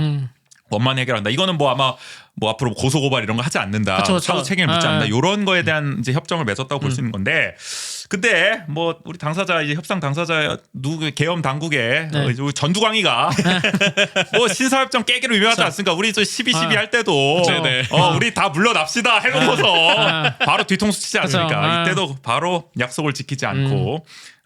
계엄합동 수사단이 바로 또 주모자 검거에 나서죠. 5월 6일부터 사북항쟁 관련자 연행 작전에 나섰는데 뭐 배후 조직이 있었다는 이유로 이제 들었어요. 그러니까 한마디로 엮어가는 거죠. 뭐 그쵸. 그래서 우리 네. 안에 뭐 빨갱이 있었던 거 아니냐, 맞아요. 뭐 사주를 받았던 거 아니냐. 그때도 그랬어요. 그러니까 네. 이게 광부들끼리 할 수 있는 항쟁이 아니다. 이거는 그러면서 뭐 주동자라는 꼬리표를 달고 이제 좀 광부부터 해가지고 사북항쟁 네. 참여했던 뭐 그때 가족들 네. 다 경찰에 연행돼서 뭐 모진 고문을 맞아요. 받았다. 그러면서 이분들이 이제 나중에 뭐 이제 뭐 징역형을 살고 출소를 하더라도 블랙리스트에 올라 있을 거 아닙니까? 그쵸. 당연히 예. 또 뭐 빨갱이랑 손가락질까지 받았으니까 맞아요. 다른 탄광에 또 입사하지 못하는 네네. 계속해서 이제 후유증을 겪게 됩니다. 그러니까 몸 고문 후유증도 겪게 되고 또 이런 입사도 못하게 되는 일도 못하게 되는 정말 이중고를 겪게 되는 건데 당시 계엄사 수사단에 불법 연행되거나 구금된 광부와 가족이 최소 200여 명인 것으로 확인된다. 그러니까 어마어마하게 진짜 대대적으로 많네요. 이게 연행을 한 거네요. 왜 이렇게 됐냐면 이게 데리고 가잖아요. 그러니까 처음에는 이제 그 뭐 노사정 합의에 뭐 들어왔던 뭐 광부들 아니면 뭐 이제 앞선에 섰던 앞선에 섰던 사람들을 데리고 가서 막 고문하는 거예요. 뭐 고춧가루 물도 뿌리고 막 강목으로 때리고 막 그렇지. 고문을 해서 그 사람 위해서 어떤 사람이든 이름이 나오게 만들어. 그러니까 배후 조직을 계속 캐게 하려는 거. 그래서 그 이름이 나오면 그 사람 데리고 와서 또 고문. 그러니까 줄줄이 엮는 거구나. 계속 어떻게 해서든 뭐 누구든지 더 하려고 우리가 저기 뭐 이후에 벌어지는 뭐 5.18이라든지 그 이후에 벌어지는 뭐 김대중 뭐 내란 네네. 뭐 조작 사건부터 해가지고 다 그런 식으로 하잖아요. 고문해서 이름 불게 하고 어떻게든 주모자 거물급이 나오게 해가지고 그거를 뭐 북한과 내통으로 연계시켜가지고 이걸 하는 전형적인 그 공안 정국 조성을 이때 이 사북항쟁도 엮어서 해버렸다. 그쵸. 계엄 당국이 우리 알 수 있는 거고요. 200여 명 어쨌든 이렇게 불법 연행 구금을 해서 이 중 81명이 계엄법 위반 등의 혐의로 구속이 되고 최종 28명이 재판에 넘겨져서 실형을 선고받게 됩니다. 그로부터 이제 40여 년이 지나도록 정부의 사과, 명예회복, 배상이 뭐 사실상 이루어지지 않은 거죠. 그쵸. 이 사북항쟁 뭐 모르는 분들도 많을 정도니까. 맞아요. 네. 아직도 사실 사북 사건으로 불리고도 있어요. 그쵸. 여전히 네. 항쟁으로 인정 못 받는 그런 느낌도 있습니다. 공식적으로. 네. 그나마 이제 2008년에 진실과 화해를 위한 과거사 정리위원회가 사북항쟁 당시 연행 구금된 관련자와 가족들에게 행해진 인권 침해 및 가혹행위에 대해 국가의 사과를 이제 권고하면서 명예 회복의 길이 이제 조금씩 열리기 시작을 네. 했습니다. 그리고 2015년에는 이제 이 두 분이 아마 그 사북항쟁 당시에 거의 주도하셨던 주도를 하셨던 분이죠. 네. 이원갑, 신경 씨가 법원에서 이제 무죄를 재심을 해가지고 네. 선고받기도 했습니다. 이분들은 2005년에 민주화 유공자로도 이제 인정을 네. 받았다고 하더라고요. 그리고 작년 6월이었죠. 제2기 진실화해를 위한 과거사 정리위원회에서 이제 사북항쟁 피해자에 대한 조사 개시를 이제 결정을 했습니다. 네네. 그러니까 다시 한번 지금 조사를 하고 있는 상황인 그렇죠. 거죠. 그러니까 지금 여기서 조사하시는 분들은 앞서서 이제 조사를 한번 했었는데 1기에서도 1기에서 하셨던 분들은 이제 기록이 있으신 분들. 공식적으로 그러니까 뭔가, 뭐 이제 계엄사 통해서 뭐 원주 군법 회의소에서 군법 판결을 받으신 분들. 뭔가 수사 사법적인 자료가 네. 있는 거구나. 그리고 이제 실형 사신 분들이 1기에서 이제 조사를 했고 2기는 이제 그런 기록이 없으신 분들. 그럼 뭔가 구술을 통해서 그렇죠. 이렇게 그러니까 뭐 전해지는. 경찰에 연행됐다는 기록은 있는데 재판 기록이 없는 분들. 재판이었구나. 넘겨지지 않았던 분들 재판으로. 근데 기소가 어쨌든 안된 그분들도 앞서 말했던 이런 고문이나 그렇죠. 이런 구금 피해를 연행을 받으셨던 된 거니까. 경찰서까지 가신 분들이죠, 네. 다들. 그 상당수겠네요. 그럼 이분들도. 그렇죠. 예, 이분들도 많겠네. 엄청 많아요. 예. 근데 이분들이 지금 나이가 거의 70살이 넘었다. 그렇죠. 그러니까 고령이다. 이게 뭐 지금 살아계신 분들 이게 조사하시는 분들도 살아계신 분도 있고 돌아가신 분들도 있어요. 그러니까 그렇죠. 돌아가신 분들 같은 경우에는 유가족이 신청을 해야 되고. 그렇네. 이게 어쨌든 살아 계실 때 명예회복을 하는 걸 보려면은 네. 빨리 이게 좀 신속하게 돼야 되는 상황이라는 생각이 들고 그래도 2기에서 작년 6월 2기 진실화해에서 이걸 했다는 건 그래도 중요한 또 의미가 있는 거네요. 그렇죠. 그래서 지금 해당 사건에 대해서 뭐 문헌 조사를 시작으로 피해자와 목격자 진술 청취 이런 본격적인 조사를 지금 하고 있습니다. 그래서 지금 피해자 180여 명 정도로 지금 뭐 추산이 되는 것 같아요. 당시 네네. 수사 기록이나 이런 걸 봤을 때. 그래서 검찰이나 이런 데서도 뭐 직권 조사를 할지가 지금 귀추가 주목되는 상황이다. 그러니까 검찰이 이걸 적극적으로 나설 거냐, 그쵸. 또 주목이 되는 일이네요. 그 재심을 통한 무죄도 사실 굉장히 중요한 거잖아요. 이래야 중요하죠. 사실 피해 보상에 대한 길도 네네, 열리는 거니까 맞아요. 명예회복뿐만 명예회복도 아니라 되고. 네. 무죄도 지금 한창 진행이 되고 있습니다. 재심을 통한. 작년 7월 13일이었죠. 네. 춘천지법 원주지원 형사 일부가 이제 포고령 위반 등 혐의로 기소돼 처벌을 받았던 오황규, 진복규, 양규용, 박노현 씨 이 4명에 대해서 재심 재판에서 이제 무죄를 네. 선고를 했습니다. 이분들은 이제 오황규, 진복규 씨는 징역 3년의 집행유예 5년을 선고받았었고 양규영 씨, 박노현 씨는 징역 2년의 집행유예 3년을 선고받았었는데 어쨌든 이게 다 잘못된 판결이었다. 네네. 재심에서 무죄를 선고했습니다. 근데 이분들이 모두 다 세상을 떠났어요 지금. 그렇죠. 당시에 30, 지금은 40대였는데. 아무도 안 계세요. 네. 그러니까 사실 명예 회복되는 길을 보지는 못하셨지만 그래도 뭐 유가족 분들은 그래도 명예 회복되는 것을 네. 보게 됐습니다. 43년을 이제 올감했던 어떻게 보면 선동자라는 네. 멍해, 빨갱이라는 멍해를 좀 벗긴 판결이다. 재판부는 4명에 대해서 무죄를 선고하면서 사법항쟁 당시 불법 집회 등 단체 행동을 하거나 소요 행위가 이뤄졌다고 볼 수 있는 증거가 없으며 4명의 당사자들이 현장에는 있었으나 일부 광부들의 우발적인 폭력 사태에 동참했다고 단정질 수는 없다면서 이제 무죄 선고 이유를 또 밝히기도 했습니다. 하여간 이번 무죄 판결을 시작으로 이제 사법항쟁으로 인해 기소됐던 20명의 피해자 그리고 아직 드러나지 않은 피해자들에 대한 재심도 좀 이루어져야 된다는 목소리가 커지고 있는 거고 정우 씨가 계속 기사 쓰고 있는 거잖아요. 그렇죠. 어. 근데 사실 이 재심에서도 좀 문제됐던 점이랑 좀 그래요? 좋게 볼 부분도 있긴 한데 어. 좋게 볼 부분은 일단 이게 그 앞에서도 무죄 판결 받았다고 했던 그 이원갑 씨랑 식경 씨 같은 경우에는 본인이 낸 재심이었거든요.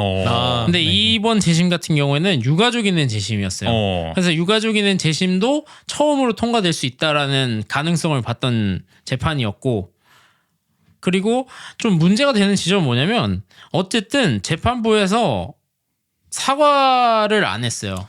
사과를요? 자기네가 판결을 잘못 내렸다는 걸 인정하지 않았어. 과거를 맞아. 인정 안 아까 하나? 이거 보면은 그 우발적인 폭력 사태에 동참했다고 단정질 수는 없다. 그런 부분들이 이 멘트도 그 사북항쟁을 그냥 광부들의 폭력 사태로 그냥 생각을 하는 멘트. 여전히 이 사건 자체에 대해서 항쟁보다는 그거는 이제 그냥 광부들끼리 일종의 뭐 약간 뭐 폭동까지는 아니어도 폭력 사태 비스무리하다, 폭력 사태다, 뭐 항쟁까지는 아니다. 이렇게 재판부는 여전히 인식하고 있다는 그쵸, 게 그쵸. 이 판결에서 약간 드러났다는 거군요. 그렇죠. 그 사실 이제 이 사법항쟁 당사자들 입장에서는 이것은 어쨌든 노동항쟁이었고 그쵸. 우리가 네. 정당하게 이것을 싸운 건데 그것을 아직까지 사법당국은 제대로 인정하지 않는 것에 대한 좀 억울한 마음, 아쉬운 마음, 분통을 터뜨리는 마음은 좀 남아 있겠다. 그러니까 이 무죄 근거가 이게 정당하게 이루어진 과정에서였기 때문에 그런 이후에 열린 뭐 수사나 재판이나 이런 게 잘못됐습니다가 아니라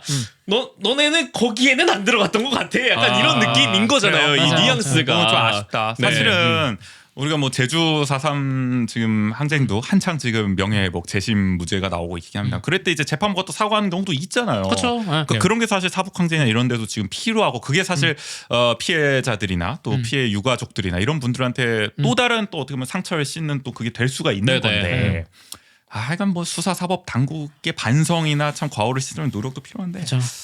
그것도 하나의 과제라는 또 생각이 드네요. 말씀을 들으니까 이런 가운데 이제 작년 11월이었죠. 법무부가 이제 제주 4.3 사건 항쟁 또 납북 귀환 어부 사건 이것도 이제 또 중요한 문제인데 이것과 함께 이제 사북 항쟁도 어쨌든 직권 재심을 지금 검토하겠다고 밝혀서 이게 명예회복에 대한 속도가 붙을지 관심인데 이거는 이제 검찰이 직접 재심을 청구하는 거죠 일종의. 요거는 우리가 좀 그쵸. 다시 들여다봐야 될 것 같다 이러면서. 그러니까 이게 왜 직권재심이 왜 중요하냐면 사실 이게 앞서서도 말씀드렸던 것처럼 이 유가족이 하거나 본인이 해야지만 재심이 진행이 되거든요. 근데 이 직권재심 같은 경우에는 검찰이 직접 피해자를 찾아요. 이때 그러니까 본인이 관련된 재심 신청을 안 하더라도 피해자를 찾아서 이 사람의 명예를 회복을 시켜주는 거예요. 그러면은 당사자도 사실 그냥 뭐 잊고 지냈을 수도 있고 그쵸. 아니면 애써 그냥 나 잊으려고 그때 이럴 수도 있는 얘기를 건데. 안 하고 싶어 하시는 분들 그러니까 많아요. 아예 그냥 상처이고 참 깊은 그런 걸로 남아 있을 수가 있으니까. 그런데 그래도 검찰이 나서 가지고 명예회복을 좀 도와드리겠다는 어쨌든 그런 취지잖아요. 그쵸. 그렇게 할 경우에는 또 어쨌든 더 많은 명예회복의 길이 열리는 네네. 거니까 이 직권 재심이 중요하고 그만큼 또 속도가 붙을 수가 있는 거고 명예회복에. 그쵸. 어쨌든 법무부가 이제 검토하기 때문에 뭐 어떻게 보세요? 이거 좀 직권 재심을 갈 것 같으세요? 직권재심 그래도 이러지. 그러니까 이게 어쨌든 납북 어부 사건도 이게 강원도 그렇죠. 동해안에서 이슈가 되고 중요한 있는 거죠. 사건이었잖아요. 그러다 보니까 이제 어쨌든 납북 어부가 된 만큼 직권재심 지금 진행하고 있거든요. 이 납북 사건은 어부는 그러니까 이제 어쨌든 사북항쟁도 같이 진행이 되지 않을까 생각하고 있긴 합니다. 그러면 이렇게 됐을 때는 아까 저희가 얘기했던 다소 아쉬운 부분에 대한 판결이나 이런 것들 조금 개선될 수 있는 여지가 있을까요? 그거는 그때 재판부의 몫이라서 네. 이거는 그쵸. 검찰이 뭐 사실 그냥 재심을 해달라는 거지 재판부가 무죄는 할 수 있겠죠. 그쵸. 검찰이 뭐 무죄를 해달라고 사실상 직권 재심하는 거예요. 근데 네네. 사과를 하는 것까지 가는 거는 판사의 성향이죠. 그거는 그쵸. 판사가 정말 사법부를 대표해서 내가 사과할 마음이 있냐. 네네. 맞아요. 그런 판사면 사과를 할 것이고 아니면 안 하겠죠. 근데 우리가 지금까지 봐온 사법 당국은 크게 벗어나진 않았다. 그 기조에서 참 안타까운 일입니다. 하여간 정말 정부의 사실 더 나아가면 정부의 공식적인 사과가 나와야죠. 그쵸. 재판부의 사과도 있어야겠지만 맞아요. 정부가 공식적으로 사과를 해서 배상을 하겠다. 요걸로 가야 되는 건데 거기까지 못 나가고 있는 거고. 그러니까 과거사위원회에서도 항상 얘기하는 게 뭐 재심 이런 거 다 중요하지만 사과해라. 그렇죠. 과거사 위원회에서는 항상 사과를 권고합니다. 네네. 사과하십시오 하는데 이제 그게 안 듣지 않는 거죠. 받아들여지는 거죠. 그러니까 우리가 이게 역사를 바로 세우는 작업 중 하나인 거잖아요. 우리 공동체, 우리 한국이라는 사회 공동체가 어떻게 이 사건을 기억할 것이냐, 항쟁을 기억할 것이냐 했을 때 그 국가가 정체성을 세워줘야 되는 건데, 바로 그쵸. 반성을 네. 하고 사과를 하고 배상을 하면서 그 과정이 바로 필요한 건데 아직까지 어느 정부도 이걸 안 했다는 거. 이것은 뭐 국민의힘 계열 정부나 민주당 계열 정부나 둘 다 이걸 안 했다는 거잖아요. 네네. 그런 것은 대단히 아쉽고 그러나 지금부터라도 좀 이루어졌으면 좋겠다라는 생각이 드는 것 같습니다. 네.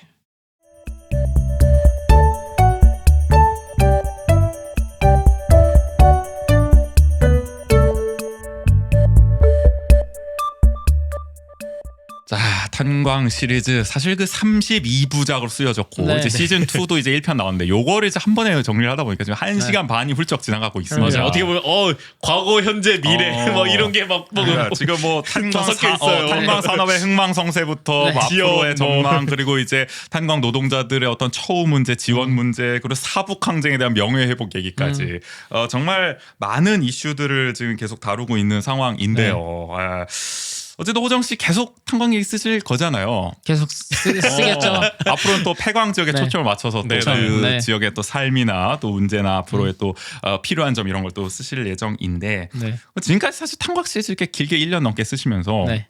종합적으로 좀 어떤 걸 좀 느끼고 계세요? 네. 근데 사실 제가 이게 탄광 시리즈를 시작한 게 네. 제가 의도해서 시작한 게 아니었거든요. 이제와 얘기해 보지만 네. 이제와 얘기하지만 제가 처음 시작할 때 제가 발제한 게 아니었어요 이거를. 그리고 제가 이걸 쓰게 된 이유의 가장 큰 거는 이게 이 진폐제자분들이 아까 말씀드렸던 것처럼 본인이 인정을 못 받는 게 있다고 했잖아요. 진폐제자로. 네네. 그거를 이제 좀 얘기하고 싶어서 도청 앞에서 천막 시위를 하신 적이 있어요. 그거를 취재하면서 시작이 됐거든요. 이게. 어쨌든 보건 계열이었으니까. 네, 그게 어쨌든 그 네. 근로복지공단 병원과 관련된 일이었으니까 그래서 제가 그걸 취재를 했는데 그거를 시작으로 이제 이 시리즈가 이어졌어요. 근데 그러다 보니까 저도 사실 뭐 폐광제약에 대해서는 잘 몰랐거든요. 처음엔 다 그렇죠. 네. 그러니까 그분들이 진폐제자이신 거는 알고 뭐 정선에서 오셨다는 거 정도만 알았지 뭐 정선에 뭐 어떤 탄광이 있었고 그 뭐 사북항쟁이 있었고 이런 것도 저도 잘 몰랐거든요. 그래서 저도 아무래도 뭐 네.